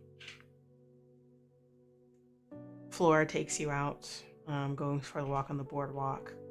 Everyone looks to you, stares at you the same way that they had been before, but there's a different weight in their gaze that you can't quite place. Still weird, still haunting. And you're like, you know what? I made up my mind, and you tell Flora that, like, hey, I think I'm gonna look for somewhere else. Flora pats you heavy-handed on the shoulder, and you just, that's good to hear, darling. Like, I think you need to be surrounded by people that love you. Not saying that people around here don't, but family, friends, people you grew up with. Isolation can only do so much good. Yeah. I am gonna miss you, though. I'm gonna miss you too. And I really hope that you stick in touch. You have my number. Okay? And I travel all over the place. I'll come and see you. Or you can come see me. Either way. And I promise I will make breakfast that is not just All chocolate right. chips on toast. All right. I look forward to seeing that. Because if I'm coming to visit you, you better make an actual hearty breakfast for both of us. I will make real food for both of us. Thank you. And she suddenly shoves you into a hug. Just like bear hug, one arm, and you're like, what is this woman? It's like how you feel. And she gives you a hug, but you feel loved in that moment. You make the decision. You weren't sure what you were expecting from the townspeople. Especially Mira. But you only see Mira the next day after those events. And she seems relieved. She nods and you're like, good. And then she leaves and you don't see her ever again. You're hoping maybe when you were leaving? But no. You clear out the lighthouse. You are left with a lot of questions about it, but it doesn't really matter. You're getting out of here. You're going somewhere where you aren't alone anymore. Even if it's a gradual, like, getting closer with people again. At the top level, where the lighthouse, where you were, like, taking out the ball, putting it together, remember that dream so vividly. The water splashing against your back, the sound of something outside that groaned and moaned. That wasn't a dream, but you still remember waking up to see those pieces scattered. That ledger, that older, dustier ledger. You're packing and you're kind of like looking through, reminiscing now that you have the time. You're flipping through, someone took very neat notes of what was happening in the town. And you flip to the first page. It says across the front, ledger belongs to Mira. And that's where we're going to end, everybody. Thank you so much for this beautiful chapter, chapter 8, When the Light Breaks. I've been your keeper, Ambrose, and our main character has been Olive or Rue. Tell people who you are, where can people find you, what are you up to? Hello, I've been Rue, and thank you so much, Ambrose, for a wonderful game. You can find me on the internet most places as Ilana Knight, except for the site formerly known as Twitter, where I am Ilana Knight 13, because I made a Twitter when I was 12, lost the password, and cannot get my username back. So that's my life. Oh man, By that day, hurts. you can find me over at Paizo. I work as our marketing and media specialist. You can hang out with me on the Paizo forums if you want, I guess. But by all other times, I do freelance game design and sensitivity, and sometimes I do performance as well. So I just like to be around, and probably by the time this comes out, I will be prepping another trans bundle for next year. So I keep think an eye so. on my. This will probably be coming out. This chapter will be coming out November. Yeah, then I will be Okay. prepping next year's trans bundle. So be on an eye, keep an eye on Twitter if you want to donate your games to support trans rights in Please do. Ohio. Yes, yes, please. And yes, hey everybody, I'm Ambrose. It's your boy. I am the creative director and founder of Other Cider Studios. I am a award-winning TTRPG performer and after a member storyteller. But yes, I am award-winning all of those things. Um, we are home to the award-nominated Arcane Core, the Arcane Core series. Hopefully, one of those things will be winning one day. Let's, let's hope. And yeah, you can follow me everywhere as SS Ambrose, except for Twitter and Instagram because those places hate me and I have to put an underscore at the end of those things. So yes, please follow me there. And thank you all for having me. So please stay tuned for the next chapter and the final chapter, which is chapter 9, The Crossroads. Stay tuned for that. And we'll see you on the other side. Bye.